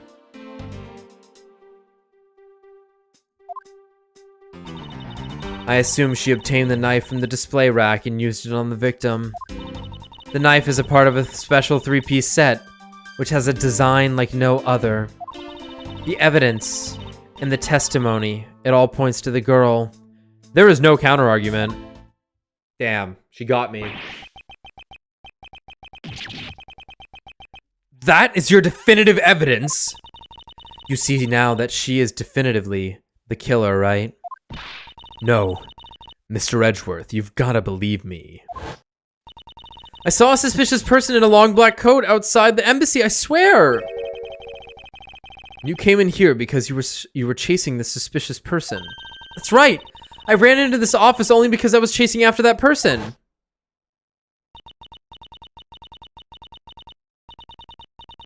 When I entered the room, it was pitch black. I couldn't see a thing. I felt something on the ground next to my foot, so I turned on the lights, but then...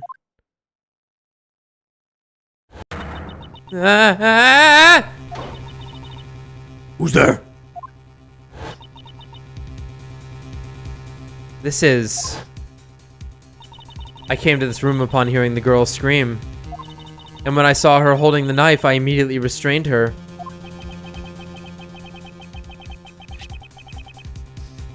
So the object Kay felt by her feet on the floor was the murder weapon.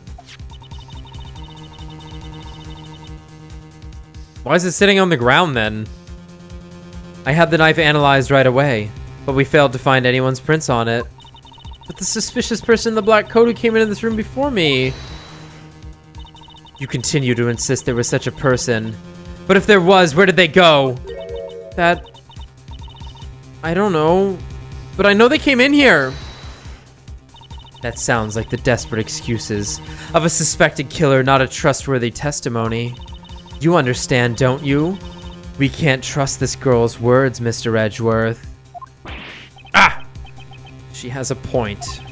Even if Kay's words are the truth, I must show that they are with some solid evidence. Mr. Edgeworth, I really didn't. Kay, don't worry. If you didn't do it, then there must exist a way for me to prove that. Still not giving up, I see. In that case, try to counter my argument. If you can. Don't worry. I can. And I will.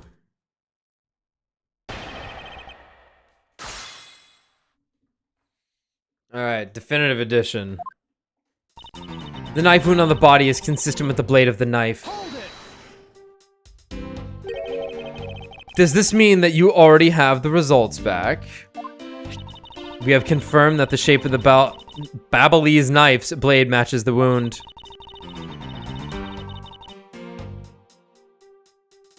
Please don't confuse the efficiency of Interpol's forensics teams with yours.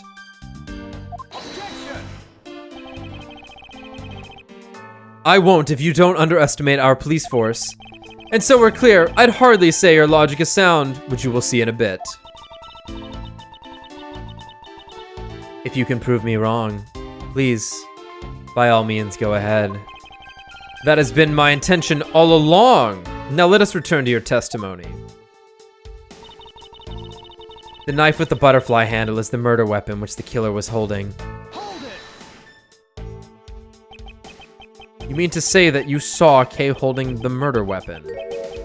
With your own eyes. I was also on the search for the Yatagarasu. When I heard that girl's scream coming from this room, I rushed over straight away. When I arrived, I saw that girl standing there, motionless, with a knife in her hands. But I already told you, I only came in here because I was also after the Yatagarasu! The suspicious person I saw came into this room.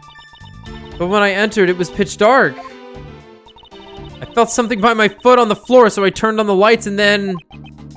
You found out that it was the murder weapon at your feet.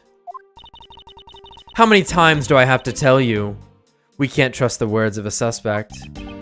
The only thing you'll accept is evidence, is it? That's the only acceptable way to counter an argument of Interpol on the scene of a crime. Mr. Edgeworth, you have some kind of evidence that can prove me innocent. I think I do, because there is one piece of evidence I find to be a bit interesting. I think I need to carefully examine that piece of evidence again. I assume she obtained the knife from the display rack and used it on the victim. Right, but the handles aren't... No handles on them. I ask that you please refrain from speculation. It's a sound hypothesis derived from the evidence. There is no room for debate. Ah! Great argument. Miles Edgeworth, know that an ungraceful loss will not be tolerated, my subordinate.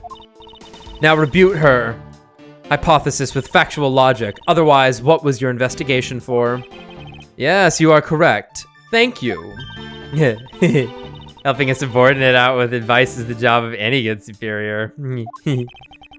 She seems to be rather enjoying herself, but she is correct nonetheless. Agent Sheena, please continue with your testimony. The knife is a part of a special 3-piece set, which has a design like no other.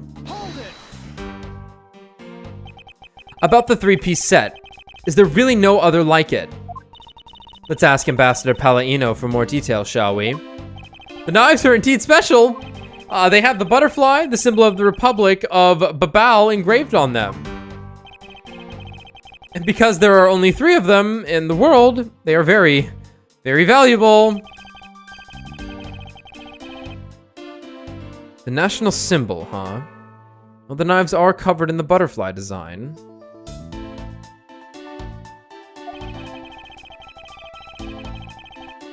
Along with the Albastian set, our respective countries only have 3 knives each. I see. Are you satisfied now? If so, are you satisfied now? If so, let's continue. The evidence in the testimony, it all points to the girl. There is no counter-argument. No, I believe there is still room for debate, and I'll thank you to not decide that for me. I didn't decide anything for you. I'm merely looking at reality the way it is. Yeah, well, fuck you. Are you sure you're not just viewing the facts through a rose-colored glasses? Mr. Edgeworth, I think she's mad at you. Perhaps, but our definitions of reality are a tad different. Are the two of you done chatting? Oh my god, it's Gumshoe. Agent Sheena's proof. Agent Sheena's proof is the Babalese knife that Kay was allegedly holding. Yeah, so, how are you gonna prove that Kay didn't do it, sir? If Agent Sheena wants to suspect Kay merely because Kay was the only one here, then I must show with my evidence that Kay couldn't have committed the murder. But do you have such evidence, sir? Yes. There is one piece of evidence that seems very unnatural to me. And I believe it is my duty to point that out to Agent Sheena. Alright. So, this is gonna be the knife.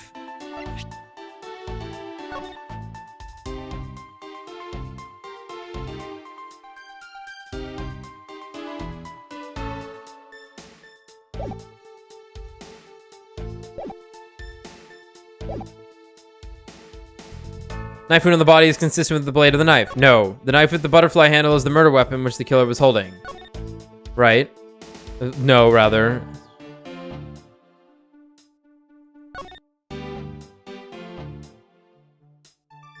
Well, there's a couple it could be. I didn't mean to press.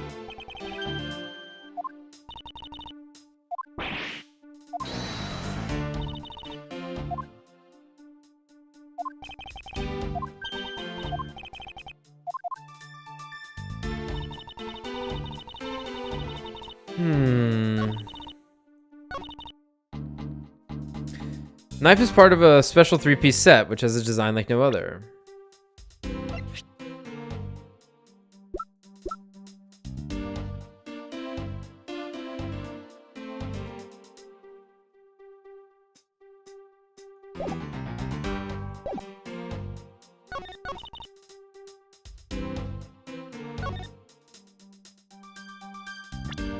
We're just gonna have to try all of these, probably. I'm not quite sure which one it's gonna be. Even if you can't talk your way out of the contradiction this piece of evidence points out. I guess not. I knew it. Because I don't need to talk my way out of it. But it's... I don't like to waste time delving into subjects that don't warrant a response. Oh! It appears I was mistaken.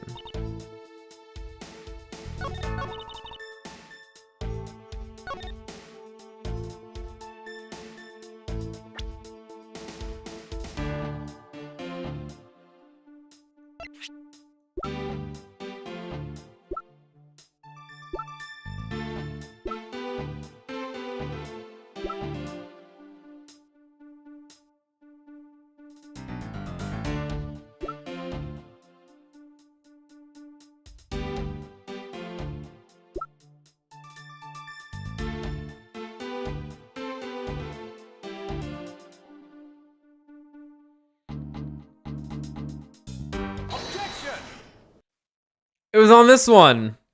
That's nice. So the murder weapon was the knife with the butterfly design on it.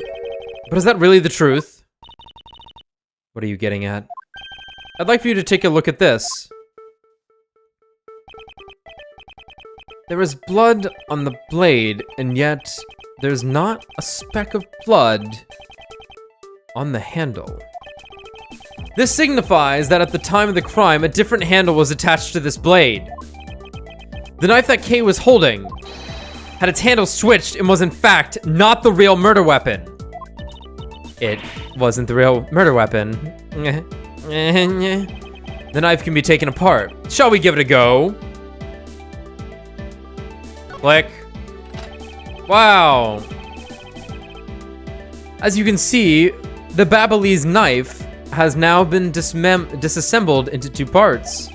The killer must have pulled the murder weapon out of the victim's body and proceeded to swap the knife's original handle with this butterfly one.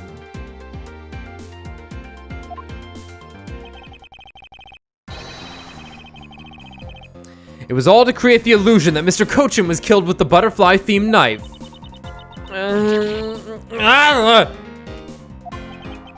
This should clear up any and all suspicion surrounding Kay. Will it? Your argument isn't airtight yet. How so?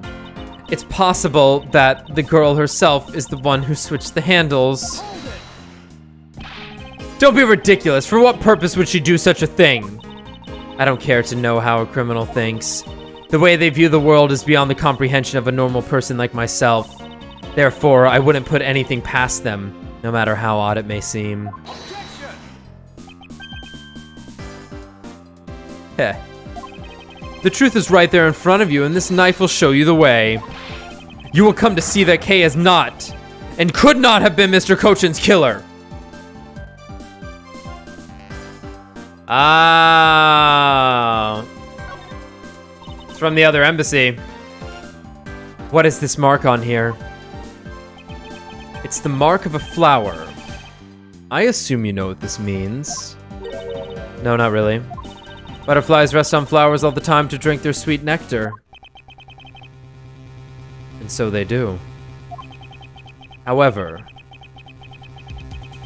would this butterfly really drink the nectar of this flower? The answer is clearly not a chance. Now to prove the relationship between the butterfly and the flower with this.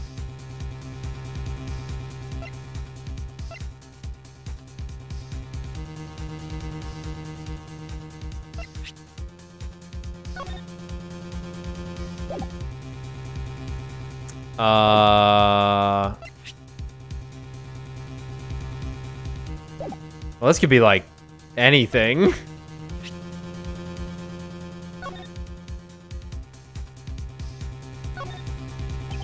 Knife handle with a butterfly on it. I wonder where the blade that this should be attached to is.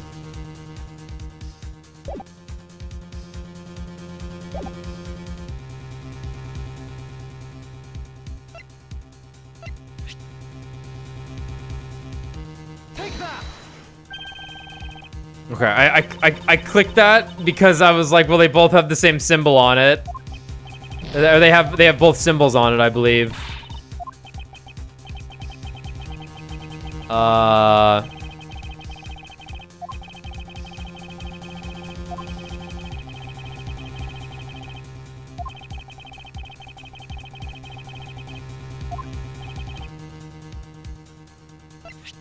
Take that!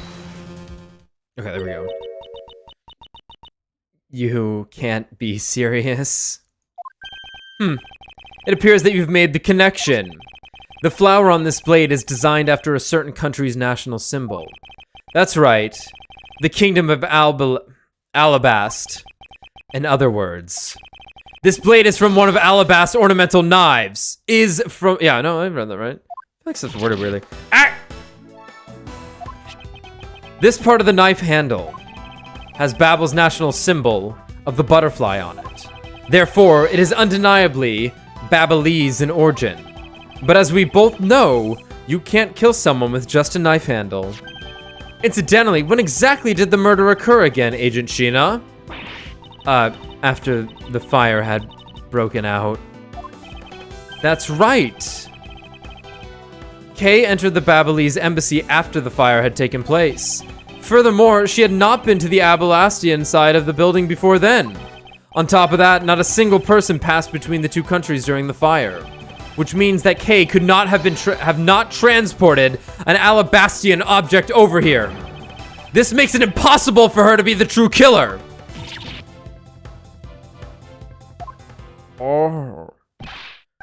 Woo! Way to go, Mr. Edgeworth. Sure, what a great victory.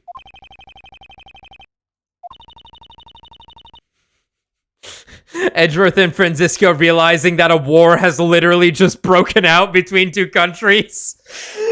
Oh dear. Oh boy. Yeah. Huh? And why is everyone so quiet? I'm happy we got this far and cleared Kay's name, but what worries me now is what will happen next. What is the meaning of this? An alabastian knife here? Do you mean... How did this find its way to the Republic of Babal? It didn't just find its way over, rather we should focus on how it was smuggled over. You know what? My brain hurts thinking about it while we're just standing around. Thinking while you're on the run? Now that's the way a real great thief operates. Okay. Oh, thanks a bunch, Mr. Edgeworth, for proving me innocent, I mean. You believed in me the whole time, right? Tell me you did. Not really, but... Come on! You don't have to be shy about it.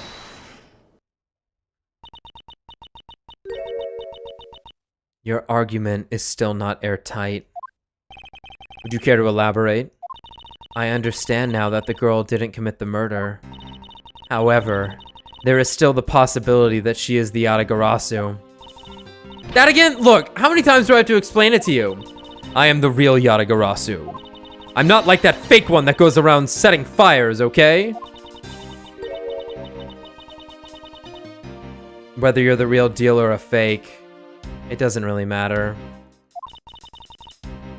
All I have to say is this. I have my suspicions that this girl is the one who started the fire. Preposterous! On what grounds do you suspect her of such a thing? The fact that she calls herself the Yatagarasu. That in itself is a most elegant proof. Miss Sheena. Yes? I have no intention of taking back any of what I've said. I am the great thief Yatagarasu, and I refuse to allow some imposter to claim that name as their own. The path of justice that my father pointed me towards, I will walk it the best I can. It's not good to be so stubborn. I hope you can understand that. Thanks a lot for the concern, Miss Sheena! Let me share something with you too, as a token of my appreciation. Those sunglasses totally do nothing for you, so I'll steal them from you next time, okay? What? Well, I guess we better get going. Going? To where? To the Kingdom of Alabast. If we don't go, we won't know for sure, right? I suppose not. We won't get anywhere simply by standing here thinking. To see where the Alabastian knife came from. We'll have to pay the Alabastian embassy a visit. Let's go, Miles Edgeworth. As you are my subordinate, I will not tolerate you bringing the investigation to a halt. Understood.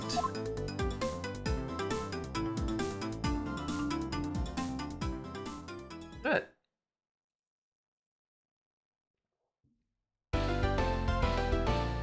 Alright, we're gonna call it there. But I want to see what this next room looks like. I at least want to see what this next room looks like.